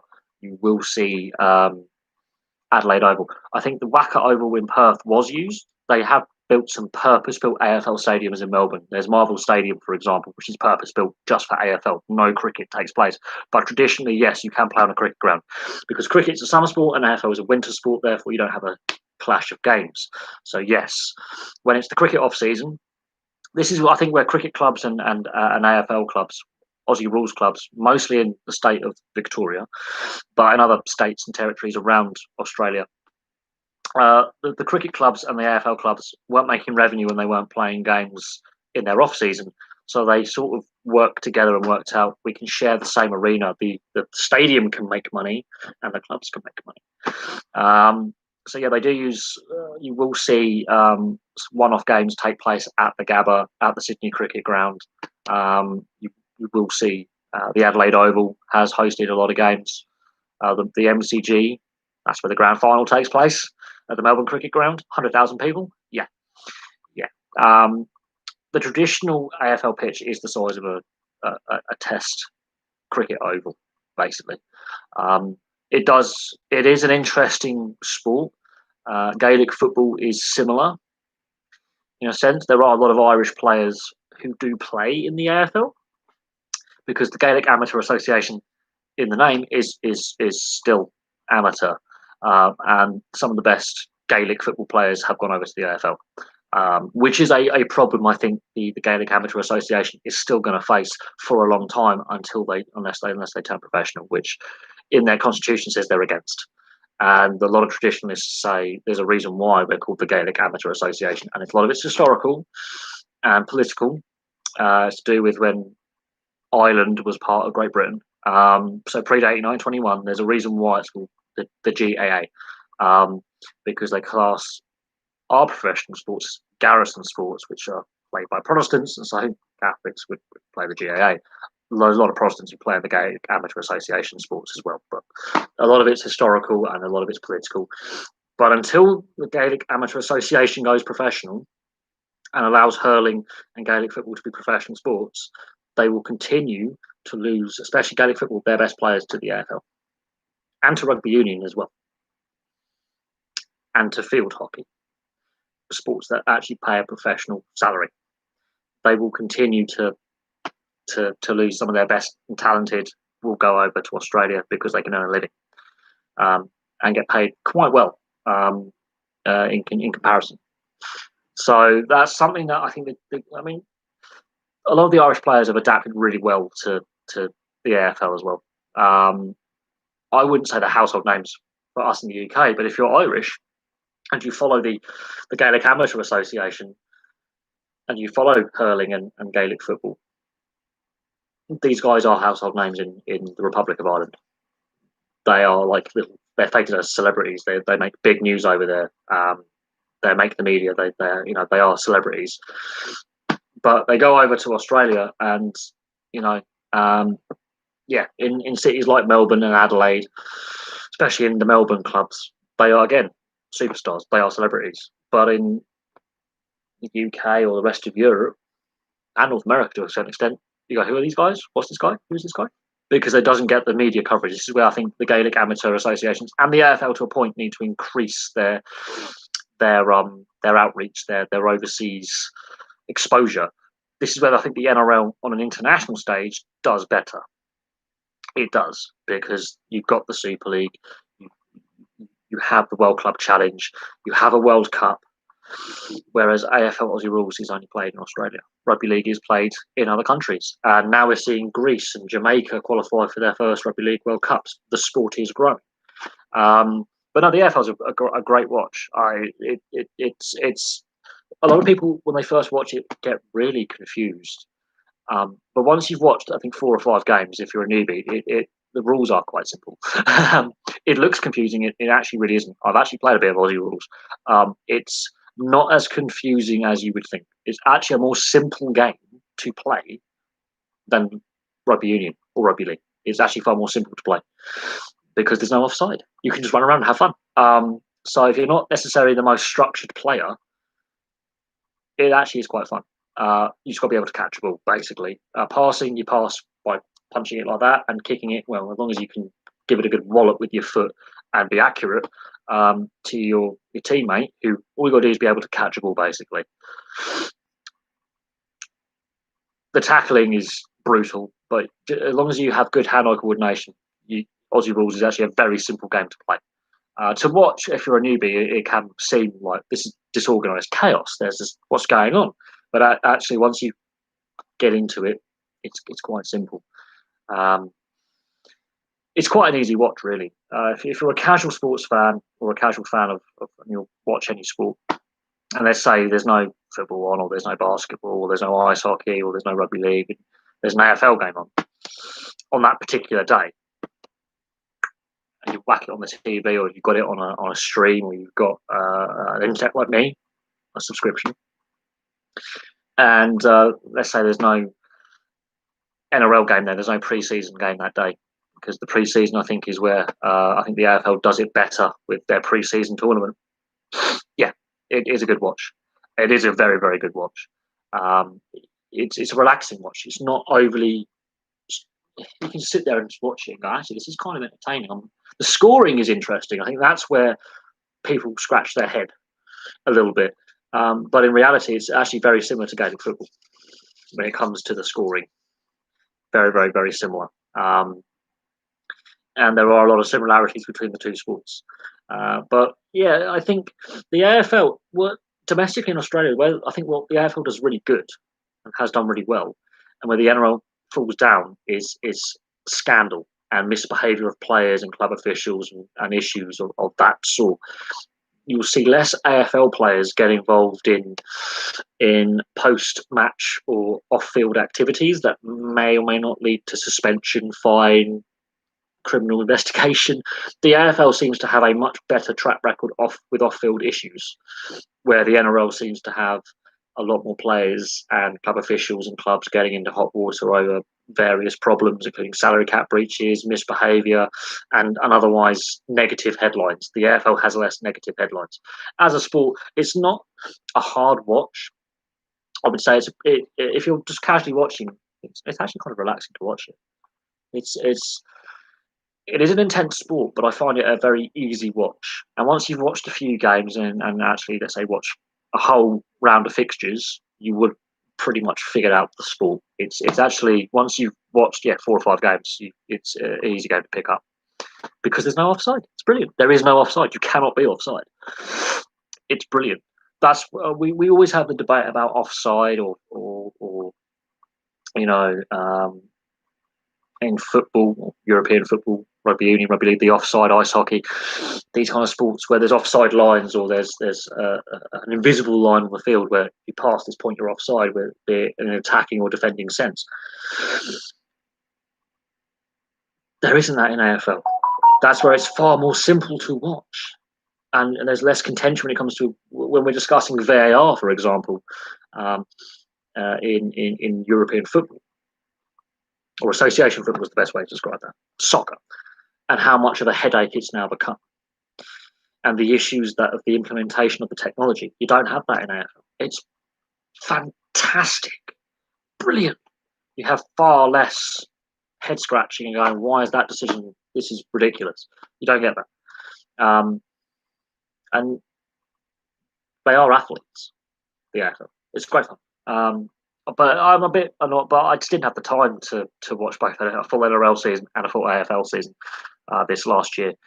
It's just not enough time, and it is when you're trying to hold down a full time job and be a YouTuber as well and try and earn money off this. You got to balance it. I mean, I have been offered actually to do a podcast and do some freelance journalist work because of this channel. And I've basically had to put that on the back burner because until this channel can make me enough income where I don't have to work a full-time job, it's not going to happen.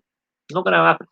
I would love to no longer be a waste disposal operative, a bin man. I would love not to have to work 5-6 days a week on really low pay, but it's just not happening. At the moment, just don't have the money to sit back and go, yeah, I can do this for 6 months. It would be nice. But yeah, the AFL is actually quite a good watch. As I say, I've watched the odd game this season, but I didn't keep track on the season at all, which I think is a fault of mine. I wish I had kept more interest in it. But at the same time, the AFL on a domestic basis in Australia is got a bigger reach, a bigger community reach. It's played across the country rather than just on the East Coast, which is rugby league, really. Although there are rugby league clubs in Western Australia and South Australia, but the AFL has won those markets. No, you can't say the M word. No, you cannot, sir, because you will be banned and kicked out.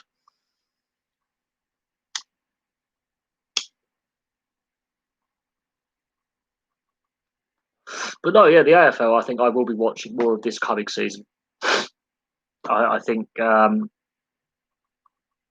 it is a very interesting sport how it evolved as well. And that's something I've got to look at, is the history of Aussie rules. I think I have to do a video on that. That'll be very, very interesting to see how the sport came about, how it evolved. No, this is not a political channel. This is a sports channel. We have no interest in anything political, and why you want to make a case for why that happened and why Black Lives Matter movement has become such a political device in sport. This is not the forum for that. I make it a thing where politics is just not on this channel. If you want to have that debate, you find a political YouTube channel where there's a live stream. Not here. Just not a thing.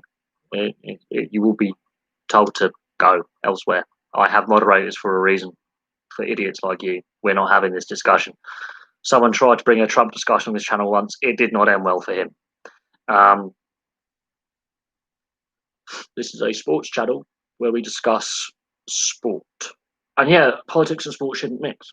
And we've discussed that as well, and I've been very pragmatic about it, but you ain't bringing that subject on this channel. I'm not having it. It's just not going to happen. On the Premier League side of things, if you want to talk about the Premier League, yeah, that's cool. You want to bring race politics, racism into it, you can leave. You want to bring anything, any kind of discrimination onto this channel, you can leave. You want to talk sport, you talk sport. You bring nasty identity politics and any kind of discrimination into the chat, you'll be kicked. Simple. It's Christmas Day. Everything else goes. Sport only. Who do I think will win the Premier League? I think Liverpool are in a good position. On the side of who will win the Premier League, there are some other teams in there that could be dark horses. Southampton could be a dark horse for a European challenge. Leicester, do not discount them. They've still got a lot of that core that won the Premier League a few seasons back. Tottenham have fallen back. Manchester United, don't discount them. I think Solskjaer should be given some time. On the other end of things, relegation battles are going to be interesting now that Arsenal are really struggling. So that's something. There are Boxing Day matches. The BBC showing some. There are the full Boxing Day calendar being played tomorrow. There is always Boxing Day matches. Even when they did the refixturing and they condensed the season with no winter break, there are Boxing Day. It's the biggest money earner for the broadcasters and the clubs. The BBC has got, I think, is it Everton playing? Is it Crystal Palace? Is it Crystal Palace Burnley? I know the BBC are showing their first ever Boxing Day game in the UK on a live broadcast. So the Boxing Day matches still take place. They haven't been cancelled. Just the winter break has been curtailed. Tomorrow there will be games. No sport takes place today. Every league, I mean, there used to be matches on Christmas Day a long time ago, but the Boxing Day fixtures were brought in the 60s and have stuck ever since. That's a traditional thing. Originally, yes, there were matches on Christmas Day, and yes, that is a thing. And then, for whatever reason, the FA and the Football League decided to move the Christmas Day fixtures to Boxing Day, and it's stuck, and has been that way for nearly 70 years, 60 years, something like that. It happened in the 60s. They moved the Boxing Day fixtures to Boxing Day. But initially there were matches on Christmas Day, but that ceased to be in the 60s.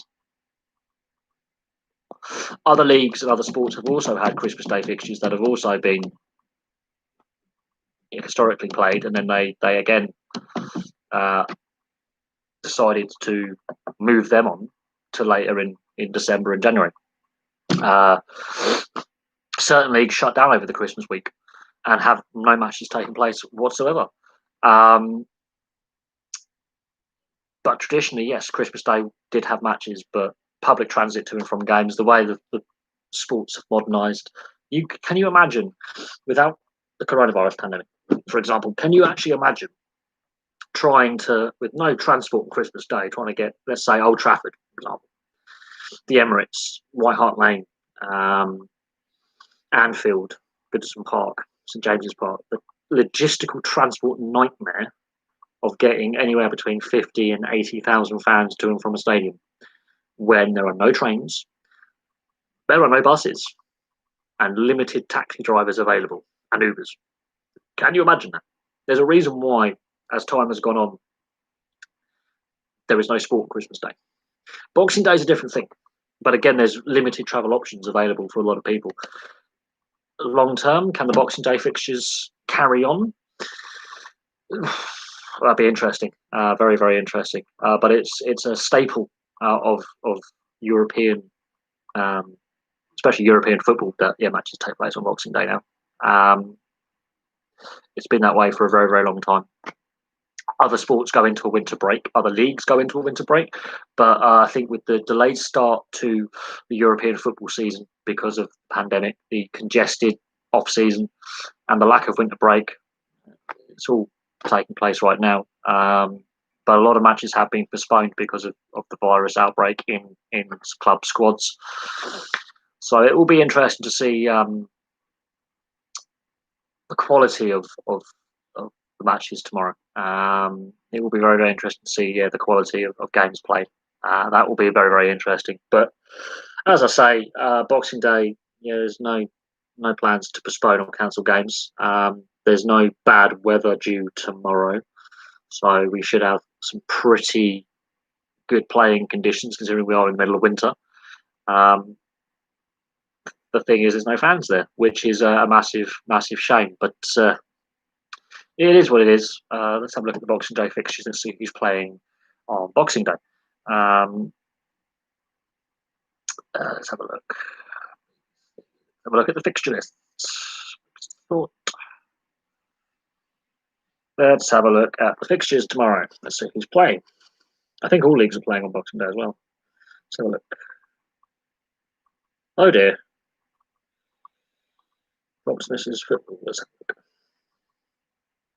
Scores and fixtures. Let's look at tomorrow. Right, in the Premier League tomorrow, Leicester are playing Manchester United at home. Villa are playing Palace at home. Fulham are playing Southampton. Arsenal are playing Chelsea. Man City, Newcastle, Sheffield United, Everton. I'm trying to think which one is on the. I think it's Fulham, Southampton. I think will be the BBC Boxing Day fixture. Scottish Premiership tomorrow. Rangers are playing Hibs at home. Aberdeen, St Johnstone. Dundee United, Motherwell. Hamilton, Celtic. Kilmarnock, Livingston. Ross County, St Mirren. The EFL, the Football League Championship. Barnsley are playing Huddersfield. Blackburn playing Sheffield Wednesday. Bristol City, Wycombe. Cardiff, Brentford. Coventry, Stoke. Derby, Preston. Middlesbrough, Rotherham has been postponed. I think that's due to a COVID outbreak. Forest, Birmingham.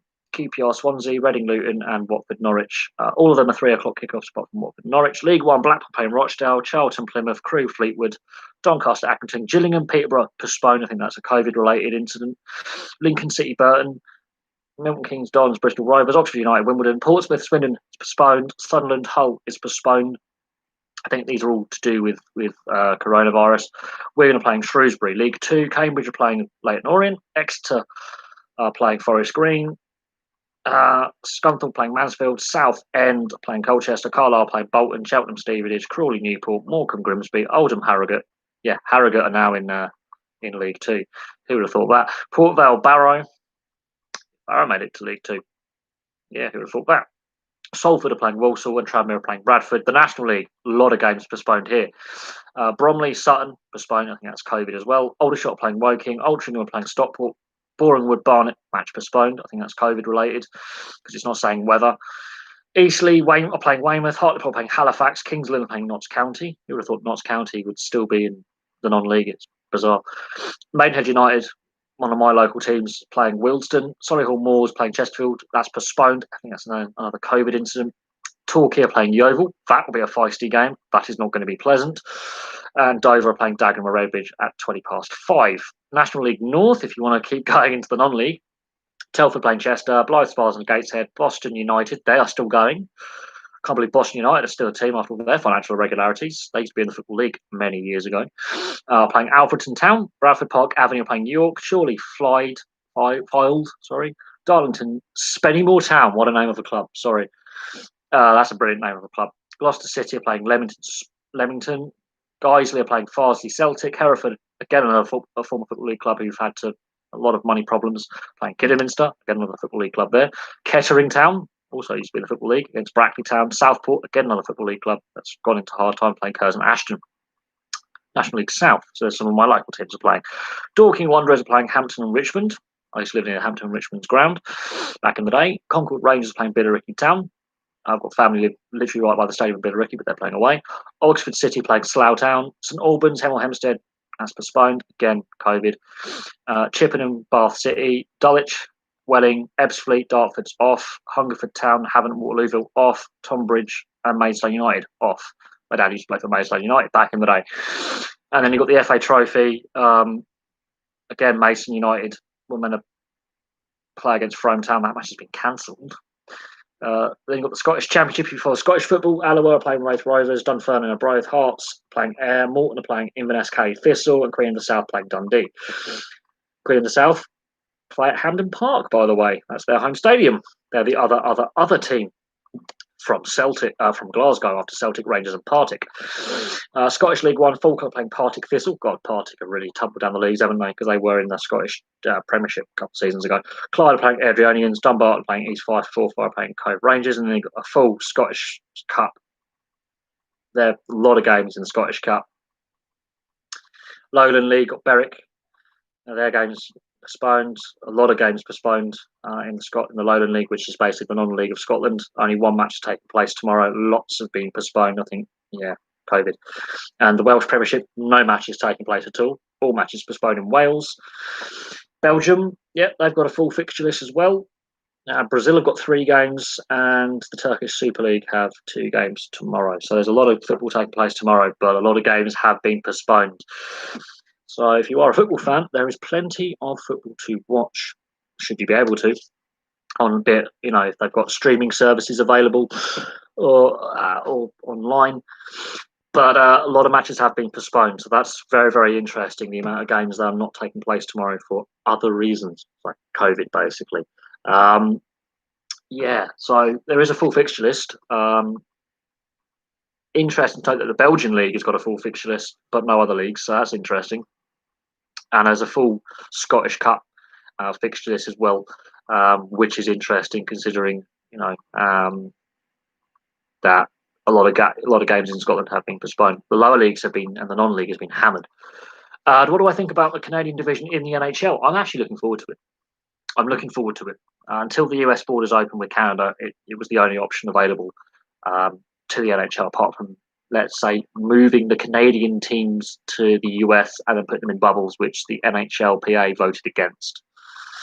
The plan for the NHL was to play every game in home arenas, but then San Jose can't play in San Jose. But I am looking forward to the NHL having a Canadian division, because it does ignite some rivalries that would otherwise not really take place. Because now you've got Vancouver are playing a lot of games against my team, the Jets.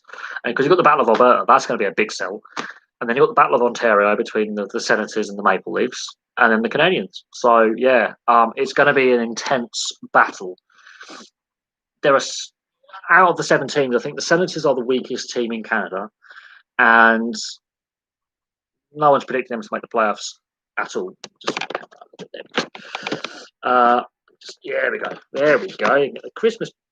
On the aspect of the rivalries being intensified, the Jets normally would play in the Central Division and wouldn't have any Canadian teams as a rival on a regular divisional basis. So that's good, I think, for the Jets. The Maple Leafs, Canadiens, and the Senators being in the same division, that's going to be very intense. That's going to ignite, I think, Canadiens Maple Leafs rivalry. And then you throw the Senators in there, and the Senators are a hard-working team that are very hard to play against. That's going to be a really interesting matchup.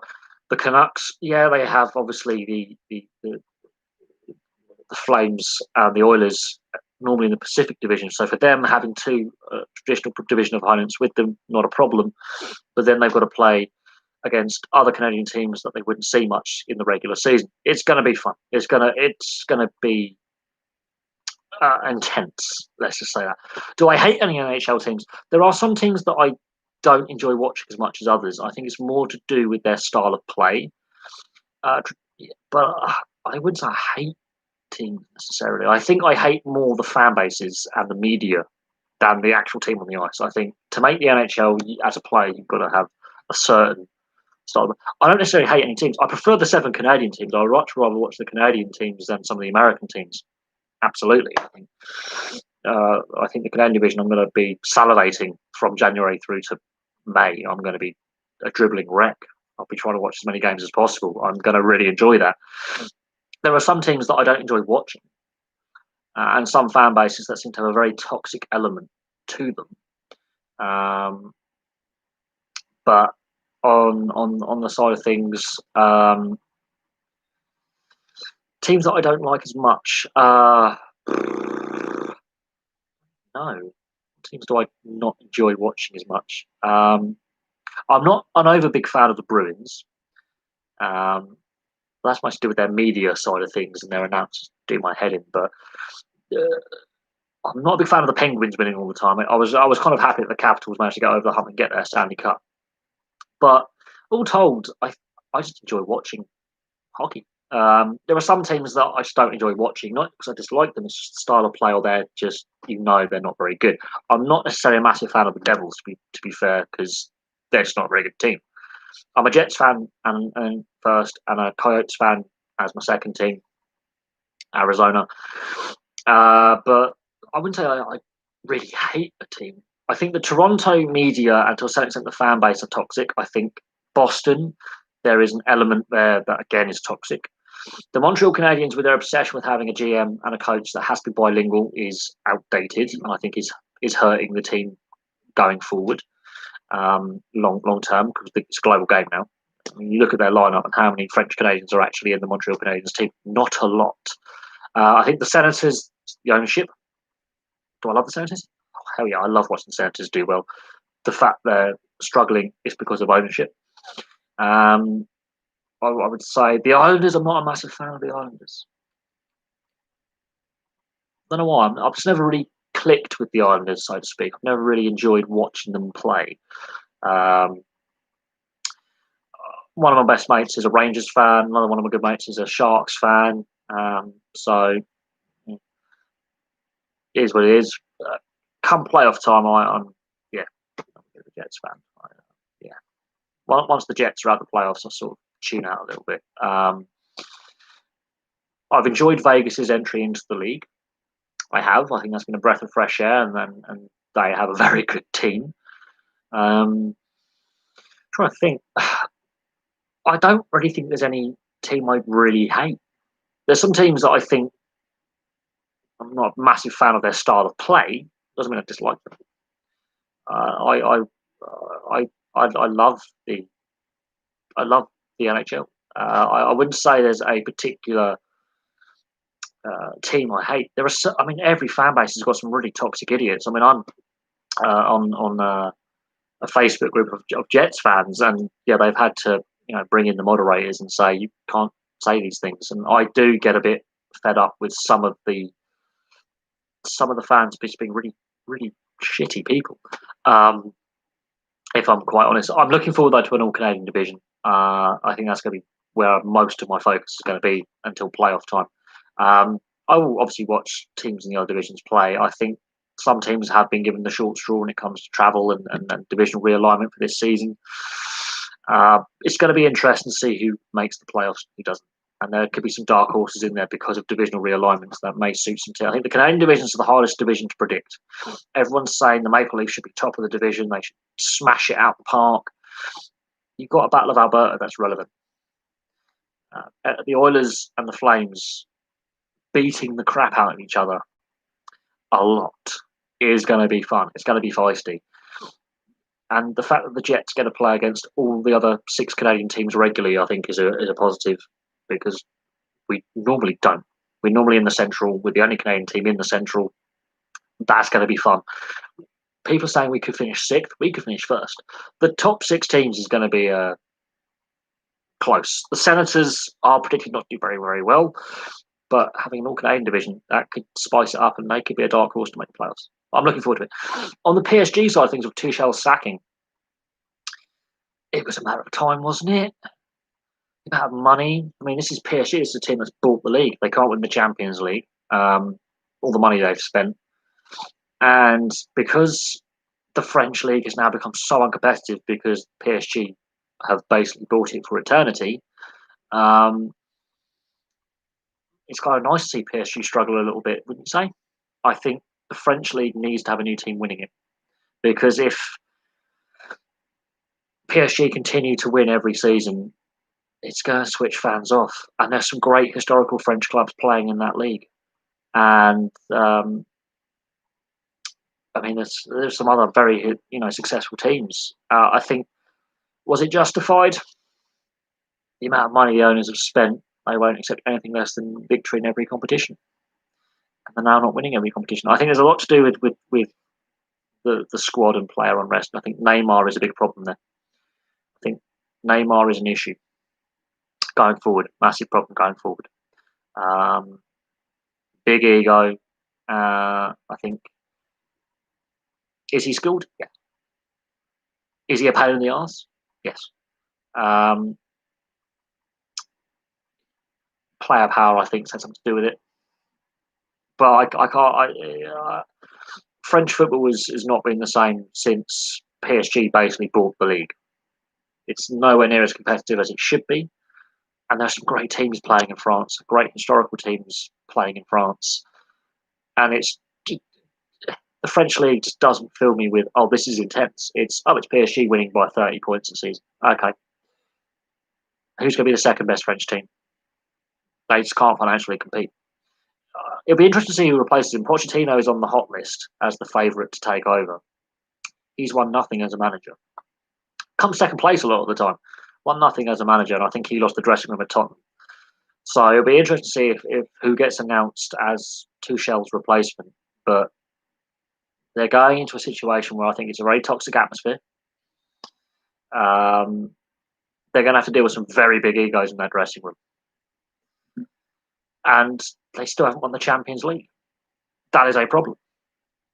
That is an issue that has never been rectified. With all the money they've spent, it's the same with Man City. They still can't. Man City is the English equivalent. They've spent all this money. They've got unlimited wealth. Can't win the Champions League. And what is interesting is PSG, before this ownership group, they went a long time with not being very successful. They were in the second tier of French football at one point. Same with AS Monaco. The two wealthiest teams in French football haven't always been at the top.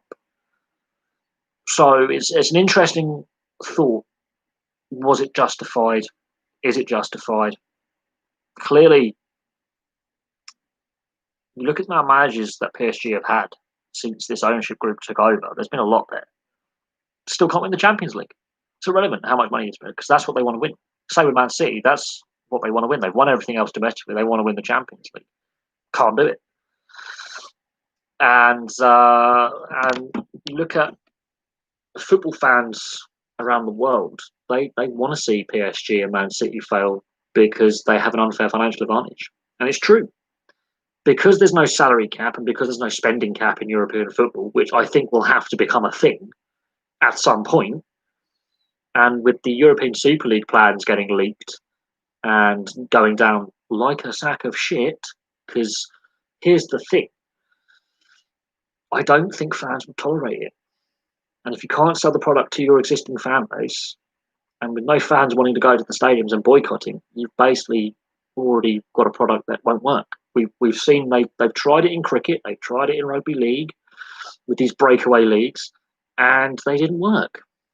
They were financial failures.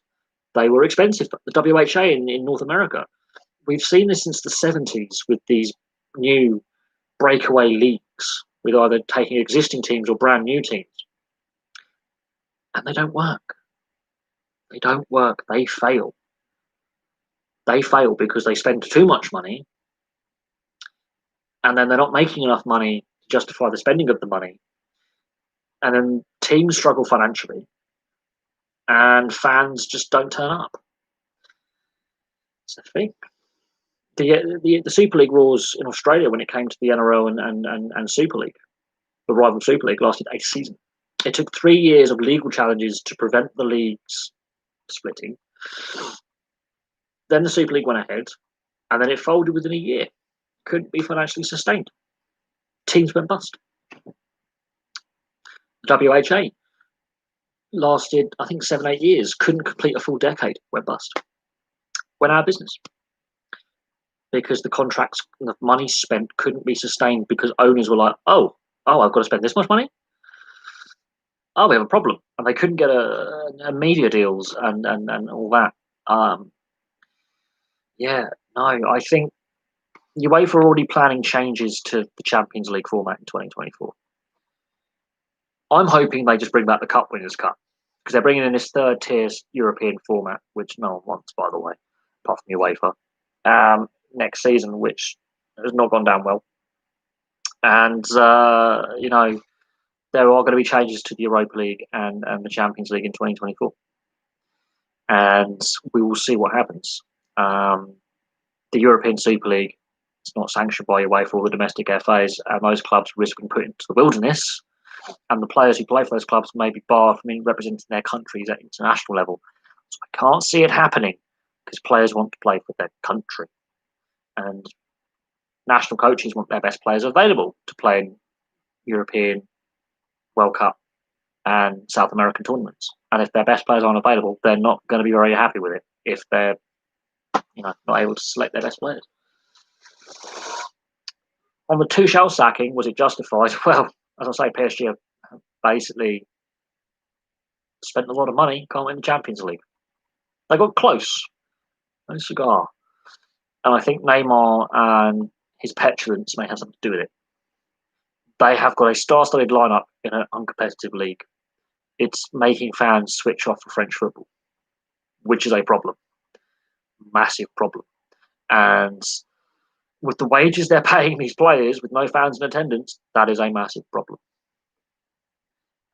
But again, keeping all those egos, including Neymar, happy is not easy. So whoever replaces him is going to have a shit job, basically. It's a poison chalice because Ancelotti's been there, gone. And Ancelotti's a brilliant manager. He didn't stick around. So it'll be interesting to see if you just throw in someone else and see if they can rectify it. I mean, crikey, if they finish second, that's failure because of the amount of money they spent. But not every team can win every season. Look at Celtic in Scotland. They've dominated for the best part of a decade, and guess what? The wheels have come off.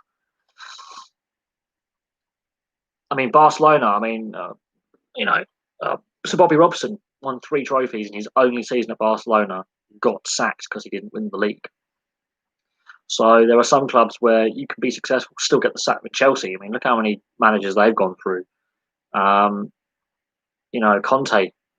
won trophies in back-to-back seasons, got sacked. So I think the managerial merry-go-round and it's just it's perverse. I think football, when I say football, I mean European football, because obviously North Americans call it soccer and all that, but the sport needs to have some financial prudence and control because the spending is obscene. It's wrong in the sense that, clubs at the lower level, which are the lifeblood of the sport, the football pyramid, the lifeblood of the sport, are going bust. Look at Dynamo Dresden and what they've done in order to financially survive. Right? Clubs without fans, it's nothing.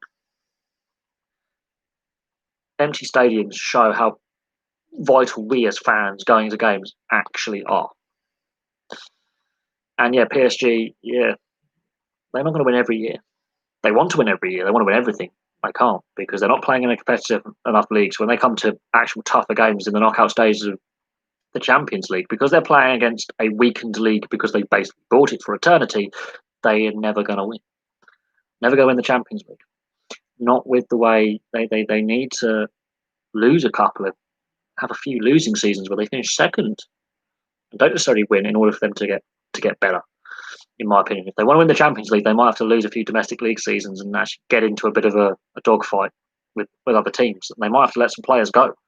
I cannot see PSG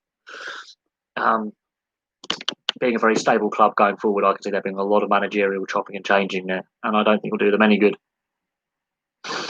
I don't think it will be any benefit to the sport. I don't think PSG dominating French football like Celtic or Rangers dominating Scottish football is any good for a league. You have the same team winning season after season after season. Fans will switch off. German football, Bayern Munich don't win every trophy. They might be dominating the league as the dominant league force. They don't win every trophy. They don't. That's the interesting thing.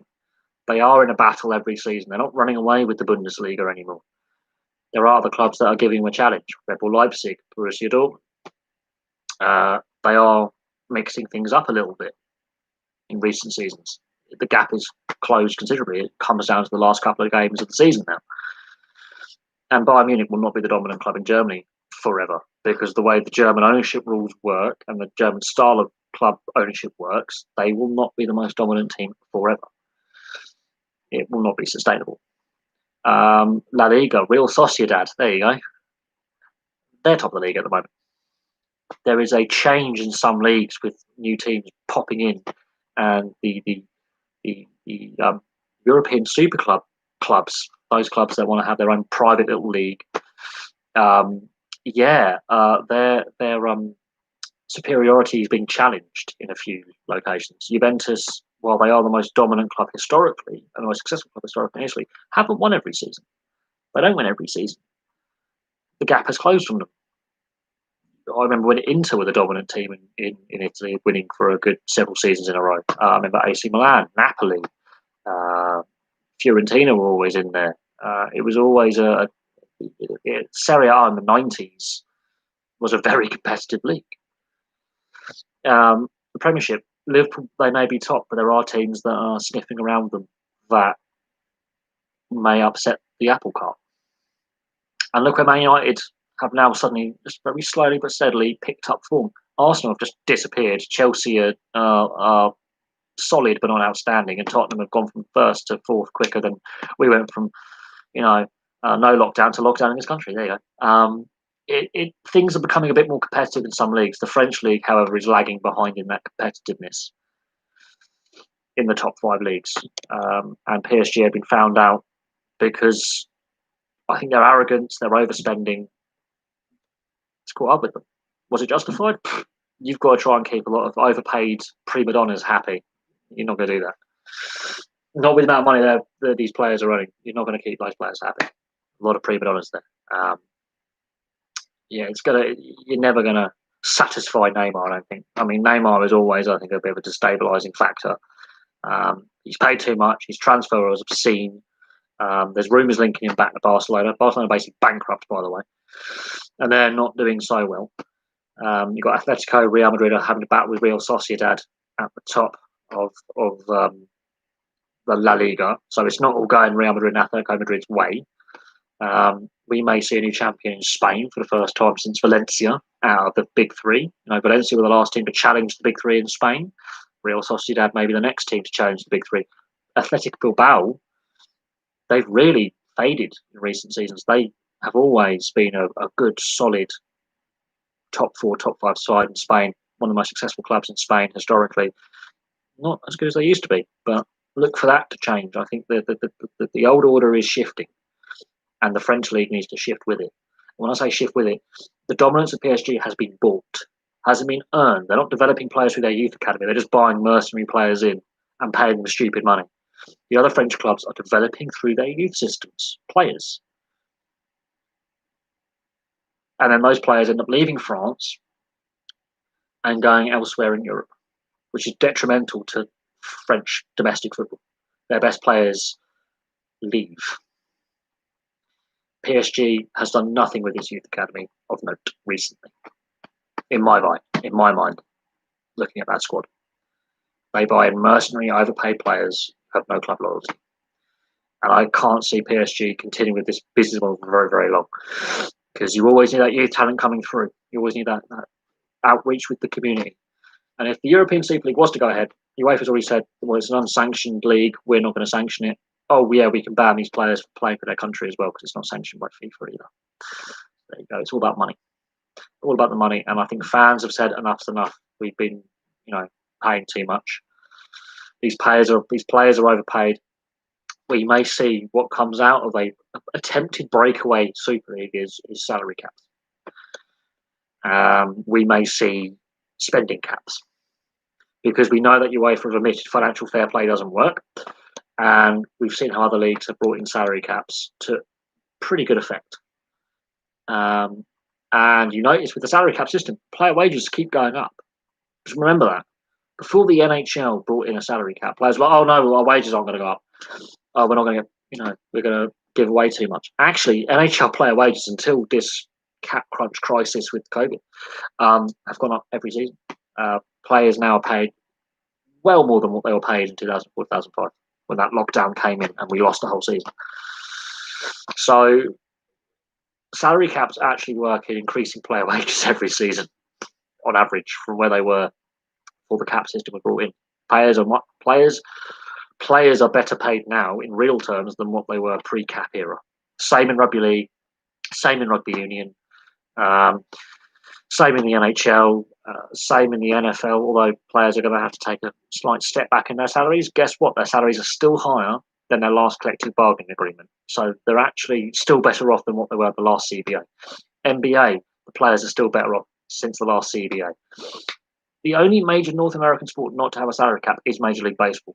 I cannot see that continuing. I cannot. I cannot see Major League Baseball going on without a salary cap. But Major League Baseball, if you want to see a sport that has labour unrest with player strikes and lockouts, Major League Baseball, you want to look at that. I did a video on it. My God. It is interesting how they've gone so long without a salary cap, considering that the rest of the North American sports market has a salary cap. It is so interesting to see how Major League Baseball has survived this long without putting spending controls in place. So interesting. Merry Christmas, everyone who's just joined the stream. Obviously, you can see I'm being very festive today. This is as festive as I get, by the way. I can't find my other Christmas jumper, but that's too offensive to wear in a live stream because it's got swear words on it. And YouTube get a bit, oh, you've got naughty words. We're going to ban you. Or pull the video. So we have to be ugly Christmas jersey. Ugly hockey Christmas jersey because ugly. Actually, to be fair, this is actually my favourite jersey that I've got because the striping and the design is actually quite nice. It doesn't look actually as bad. I've actually seen this on the ice. This is actually a really nice jersey. It's 2 years old. I only wear this on Christmas. This gets worn like 3 times a year. I've only worn it like 6, 7 times. This is actually a really nice jersey. This week is when it gets worn and then it gets put away for another year and it comes out every December. It's a really nice jersey. I like it. And the material is really nice. It's really comfortable. It's comfortable to wear. It's not too heavy. It's quite nice. But on the Tuchel one, it'll be interesting to see who replaces him. We're looking likely that Pochettino is favourite to take the PSG job. It will be interesting if he decides to take up the challenge, considering the players he's got to deal with and the egos in that club. Because to me, they don't develop enough local produced talent from there. What's their youth system doing? Same with Man City. How many of the Man City academy players actually make the first team? Foden and who else? Because they're buying in overpaid mercenary players from overseas. Same with PSG. That model cannot continue. There will be rules brought in place where you say, well, you have a youth academy, use it. Other clubs have made better use of their youth systems and promoted these players through their youth systems, developed them, had to go out online, so be it, and they developed. Other clubs like Man City and Chelsea have abused youth. The most expensive jersey I've ever got would be my my Jets jersey, which cost 150 quid. It is a Reebok Authentic, and it is in the cupboard. Haven't worn that for a while. That is the most expensive jersey I've ever had. Would be my Winnipeg Jets. I think it was the last Reebok one they did before Adidas. So that would be the 2015 season. Yeah, I think it was 2015. I got my Jets jersey. So I've had that a good 5, 6 years now. I've had to repair it a few times. It's getting a bit bashed up now because it is being well loved and well worn. That is the most expensive jersey in cash because it was a birthday present. So I can't say I spent money on it, but I know how much it actually cost to buy. It's 100 and I think was it 145 or 150 pounds. I think it was on sale as well, which helped. I think it was a Black Friday sale. My mum bought it, so it wasn't full whack. we're looking at 140, 150 quid for my Jets jersey. When it comes to football jerseys, I have a few floating around. I think the most my dad paid, I think it was £60 for my 2006, 2007 Blackburn jersey. That's well loved. That's basically falling apart now. I barely wear it these days because it's not in great condition. If all be told, it's not in very good condition. My League Cup winning jersey, that's in a special place now. That's no longer in my possession. That's in a very special place with my dad, who's passed away. So that's gone into his coffin. My Premier League winning jersey, that was a kid's size. That's VAT exempt, so that didn't cost a lot. Some of my rugby jerseys, oh crikey, I've got a fair few. Most of my jersey, I think, would be my Jets jersey. Then I would say my Capitals. Jaromir Jagr is the second most expensive jersey that I've got. Didn't pay full price for that either. So I do have a few jerseys in that collection. One of them has never been worn, but I didn't pay full price for it because I would say, yeah, I think my Jets is the most expensive. My Vegas hoodie is my Vegas Golden Knights jersey hoodie is the second most expensive that I've got. That I think was about 75, 80 quid. But I'm estimating here because again, these are birthday, Christmas presents that I've been given, so I can't say it cost that much because I can't tell you. But a lot of these, anywhere between £40 and £60. I got this as I won a competition, so I got this. But I've got a fair few, but I've never really paid through the nose for my merchandise. A lot of my jerseys are second hand as well, so there is that. A lot of my jerseys are second hand, and I didn't pay full price for them, so that helps. But I think my Jets jersey is the most expensive one I have, and that was a gift. So, and that was on sale in the Black Friday sale. So, because my birthday is at the beginning of December, so that again isn't necessarily the most expensive jersey. I mean, my Arizona Reebok hoodie, I think this was a fair whack as well, and I wear this a lot. I think that was about 78. Bearing in mind, obviously, the NHL website in the UK, you don't have the full selection that you would get over in the US and Canada, so you have to bear that in mind. And a lot of bits and pieces. You have less selection, and a lot of the prices are very competitive. But even so, some of the NHL jerseys are freaking expensive, especially the Adidas ones. They have less of them. They have more of the Fanatics. I don't like Fanatics. A lot of jersey collectors that I know on YouTube don't like Fanatics. The quality isn't as good. If you can get the Adidas ones, yeah, they are expensive and they're not as readily and easily available on the NHL website in the UK. That's not to say you can't get them, but it's a bit more difficult. And I want to get some of the retro reverse jerseys. I want to get some of the third jerseys like the Kachina, Arizona, the Jets with the word mark. Do want to get hold of some of them, but they are hard to get hold of in the UK unless you want to go on eBay, and then the condition is variable, and then the price again is variable. Let's have a look at the Championship quickly because I've been asked the question: who do I think gets promoted from the Championship? I think that's a very close race. Let's get on the football. Let's have a little look see, and then I think we'll finish the stream in a bit. But let's have a look at the old footy. Oh, this is just broken on the news. Kyle Walker and Gabriel Jesus have both tested positive for COVID. That's two key Man City players out. Tables. So that's just broken, by the way. Right, let's have a look at the tables. So we've got the Premier League. We don't want that. We want tables. Give me choice. Okay, well, Sheffield United, 2 points. West Brom, 7 points. Fulham, 10 points. That's your bottom three. That's not looking good for two of the three promoted sides. That's a concern. Leeds are doing okay. Leeds are okay. As a promoted side, they had a good start of the season. It's slowed somewhat, but they are a good 7 points clear of trouble. Fulham and West Brom, not so good, although big sadness now at West Brom. We'll see them to tighten up the defence, but Sheffield United are in serious shit. Not 2 draws, not good. Let's have a look at the tables in the table of competition. Let's have a look. Championship. So let's have a look at the Championship. I would Okay, Norwich top with 43 points. I think they bounce straight back up. Bournemouth are second with 38. I actually think they possibly could be bouncing straight back up. However, Bournemouth 38 points. Swansea third with 36. Brentford fourth with 35. Watford with 34. Middlesbrough with 33. Then you've got two more teams on 33 points with Stoke and Reading. Goal difference is the only reason why they are not in the top six. Seventh and eighth.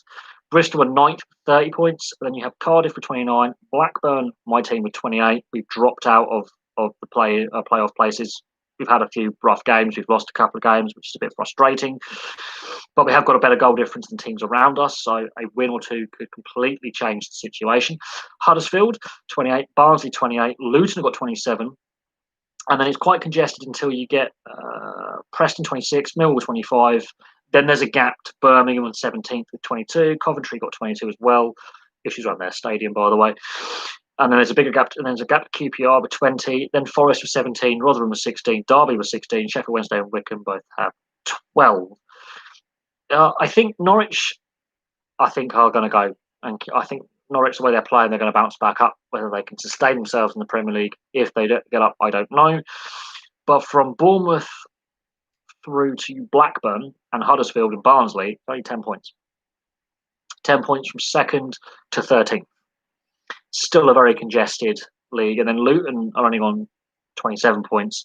The thing is, you look at teams outside the playoff places from Stoke to Blackburn is 5 points. And out of that, Blackburn have the best goal difference.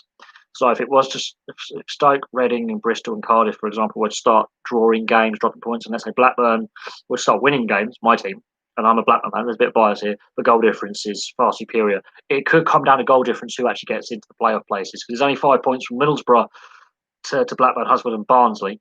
5 points is not a lot. And with the festive period, with no winter break, with Middlesbrough having a game postponed today as well, tomorrow, that's going to be very, very interesting. Because the way the fixturing works, it's going to be very, very interesting. I think it's very congested from second to. I'm going to say we're looking at Barnsley Luton kind of position. The goal difference starts to drop off after mid-table. I will say from Huddersfield downwards, the goal difference is all minus goals against.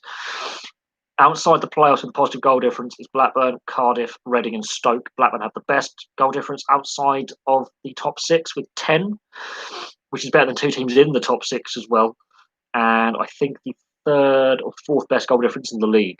There you go. So while we are mid-table and we've lost a couple of games recently, our goal difference is pretty good. We had a very good start to the season. We've slowed down recently.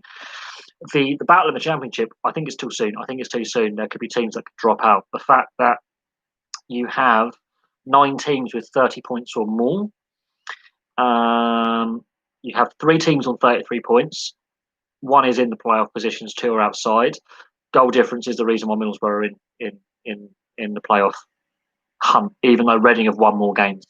Reading have one more win than Middlesbrough, but Middlesbrough have a better goal difference. So that's really interesting. Although Reading have lost more games because they've drawn fewer games. It's bizarre. I would say Swansea and Brentford, I think, are possibly the strongest teams in the playoff places.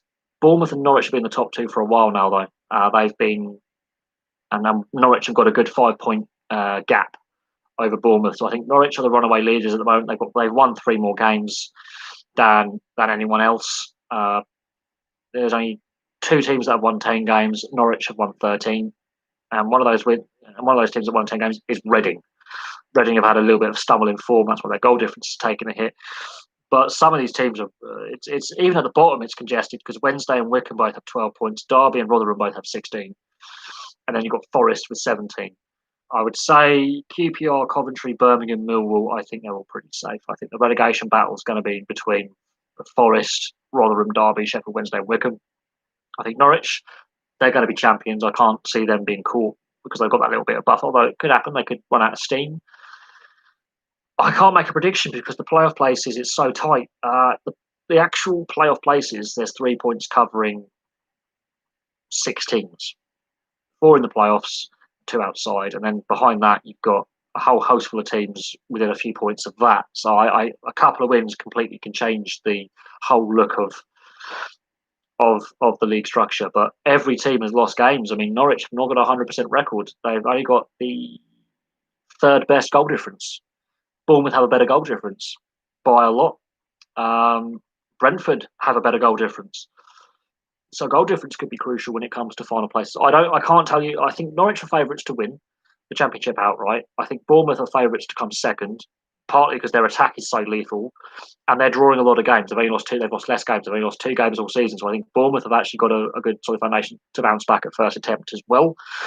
Out of the playoff picture, it's a bit more uncertain because the goal difference and wins and draws and losses, it's mad. It is absolutely mad.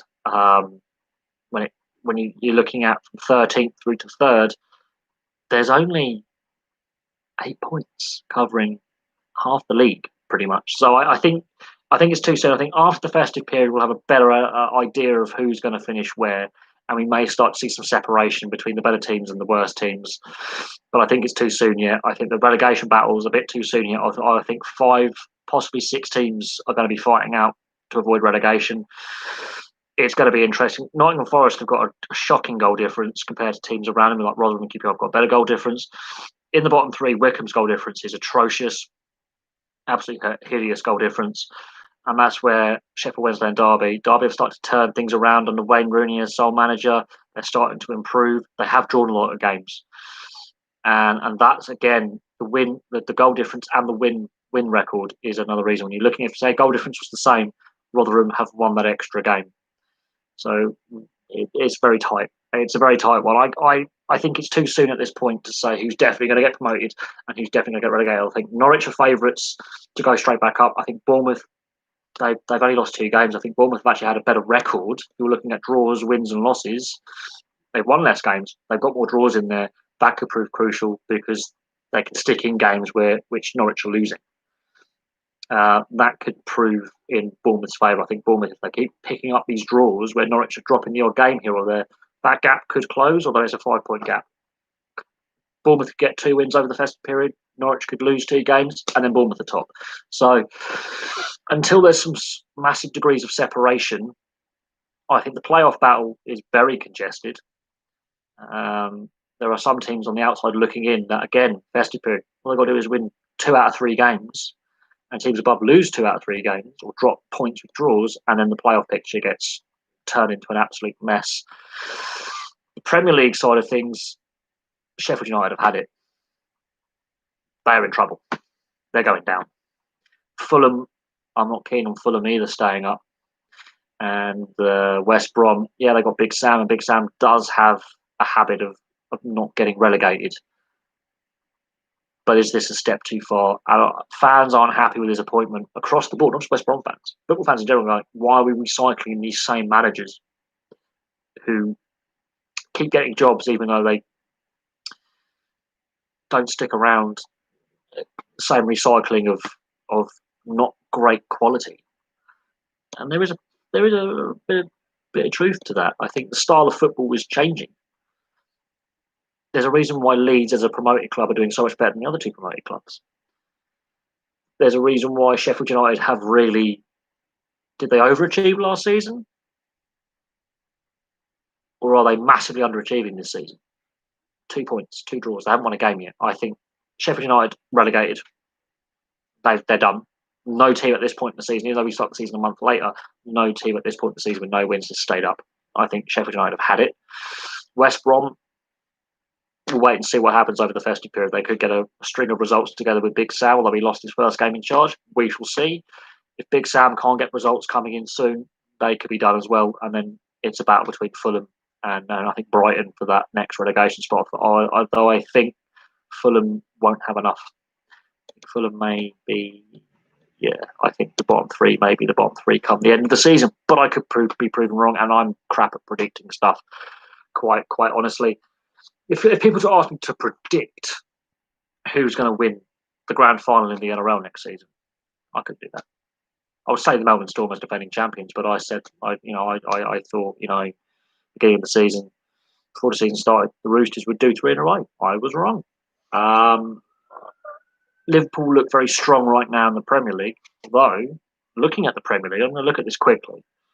They're not running away with it like they were last season. The gap has significantly closed on Liverpool.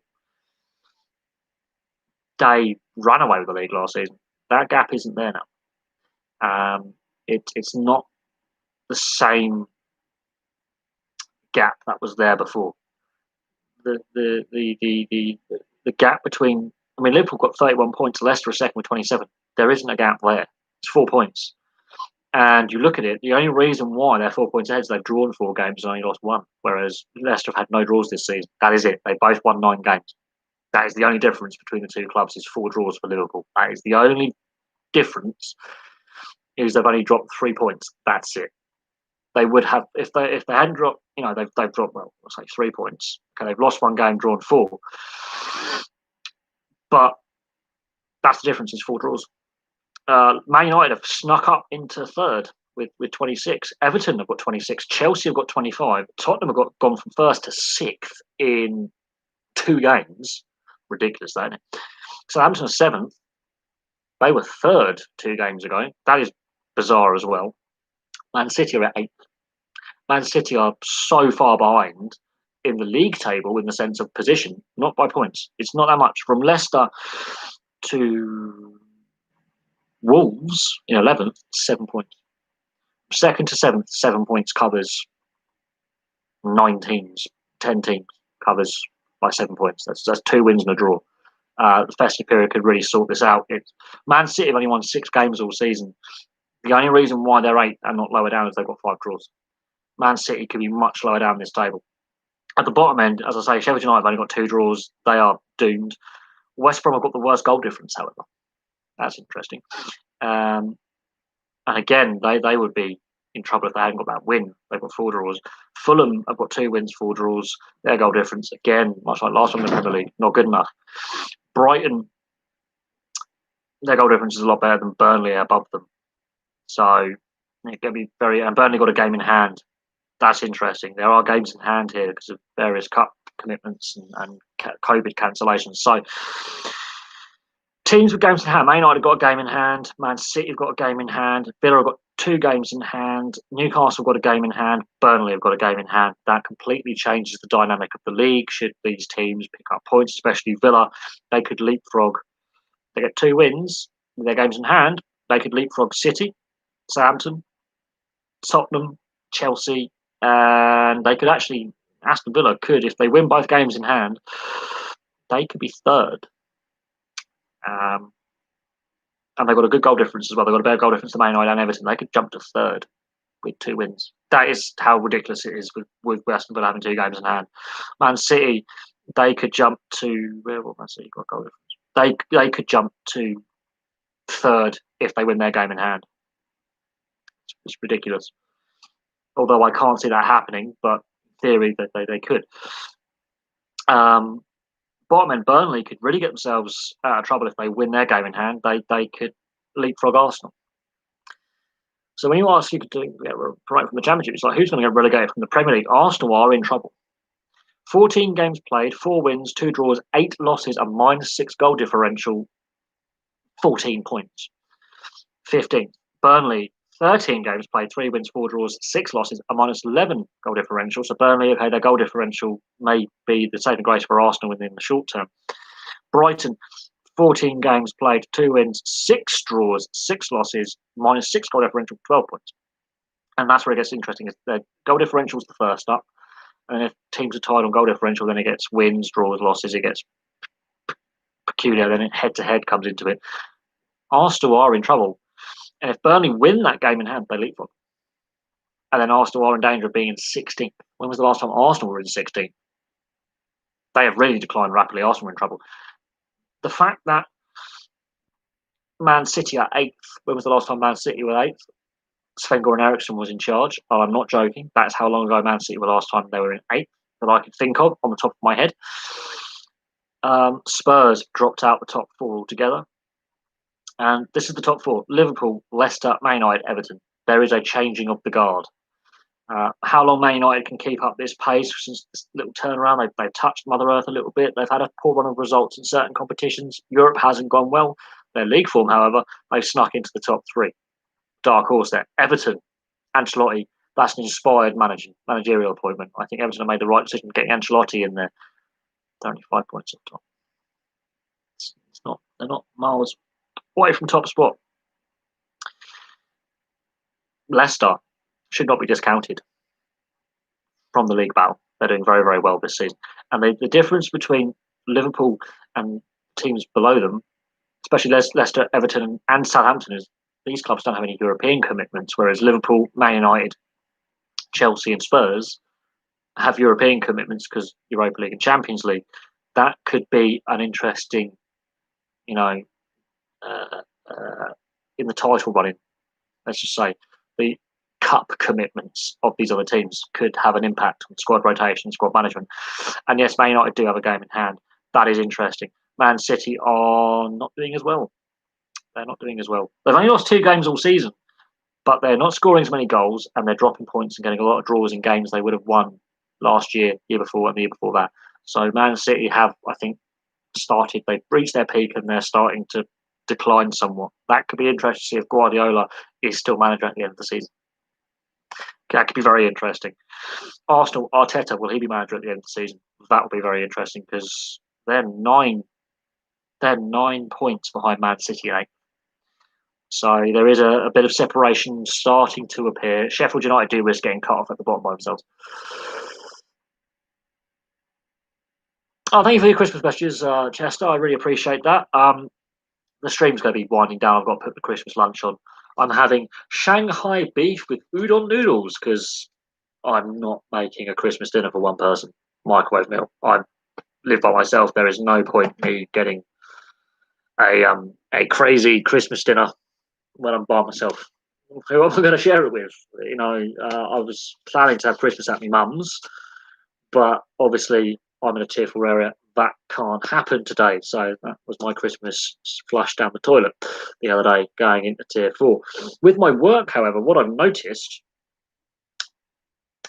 so far this morning, I went around my neighbours just to drop off some Christmas bevies. I had some beer for them. I didn't go in their little bungalow in the garden. Stay outside, had a fag, whatever. Traffic going down the main road behind our block of flats and the other main road in front of our block. I could hear traffic. People are still going out, even though we are basically in a lockdown. People are just disobeying the rules completely. It's ridiculous. So make up that what you will. I'm looking forward to the year of sport we've got ahead. It's going to be a very congested summer and autumn with all the Euros and the Olympics being delayed by a year. Rugby League World Cup, congested NHL season. Hopefully, fingers crossed, a full NRL and full AFL season in Australia. That'll be fun to watch from March onwards. But at the moment, in the short to medium term, those sports that take place over winter, like rugby union and football in the UK and Europe, we're seeing a lot of matches. I've gone through, when I rewatch the stream later, I went through all the Boxing Day fixtures. There's at least 20 fixtures in the various professional and semi-professional leagues postponed. The whole Welsh League postponed. Tomorrow's fixtures in the Welsh Premiership in football postponed. The whole league is shut down. The non-league, so the National League and below, a lot of postponed fixtures. In the lower leagues in both Scotland and England, a lot of postponed fixtures tomorrow.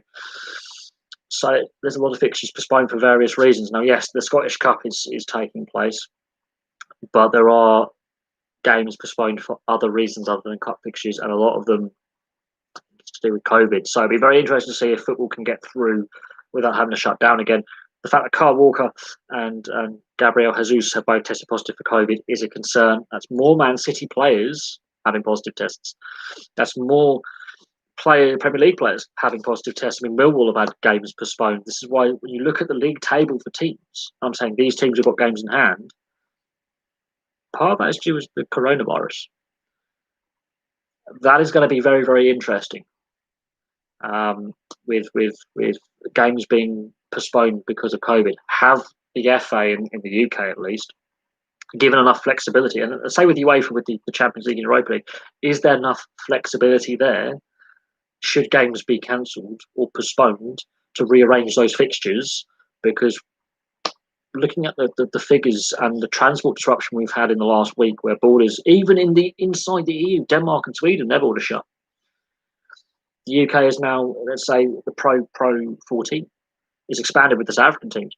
The UK is now banned block travel from South Africa. So international sport and intercontinental competitions, such as the Champions League, will be affected. Have UEFA, have the domestic FAs in the various leagues around Europe given themselves enough flexibility in order to complete their seasons? Because matches are being postponed, which means they are going to be played at a later date. They haven't been cancelled or abandoned where a home or away team have been awarded the win. It's postponed. That is very, very interesting. Have these leagues given themselves enough flexibility in order to rearrange these fixtures, in order to get games played and league fixtures completed and the leagues completed in full?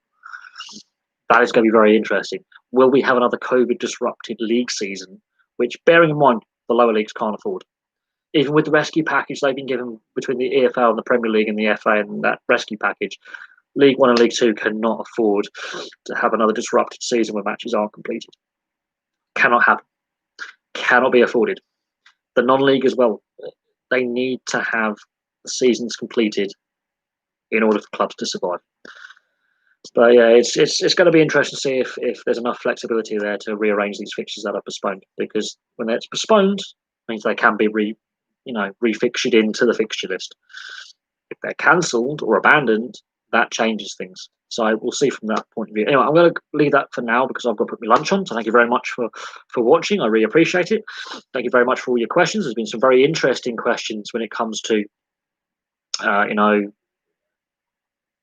the various, with the NHL coming up with the Canadian division, with the start of play, Boxing Day fixtures, promotion, relegation, most expensive go. There's been some very interesting questions. I have wandered a little bit, but some of the topics we've discussed have been very, very vital to discuss them.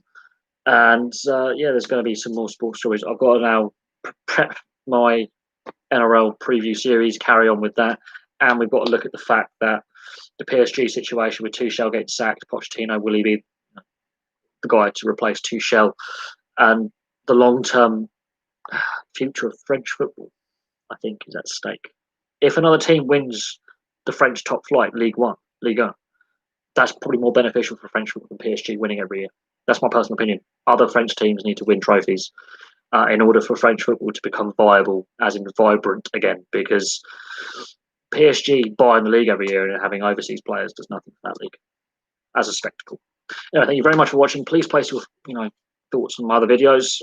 Keep your eyes peeled for more content going up over the next couple of days. I might do some videos this evening, most likely tomorrow. But for now, thank you very much for watching, and I'll see you all very, very soon.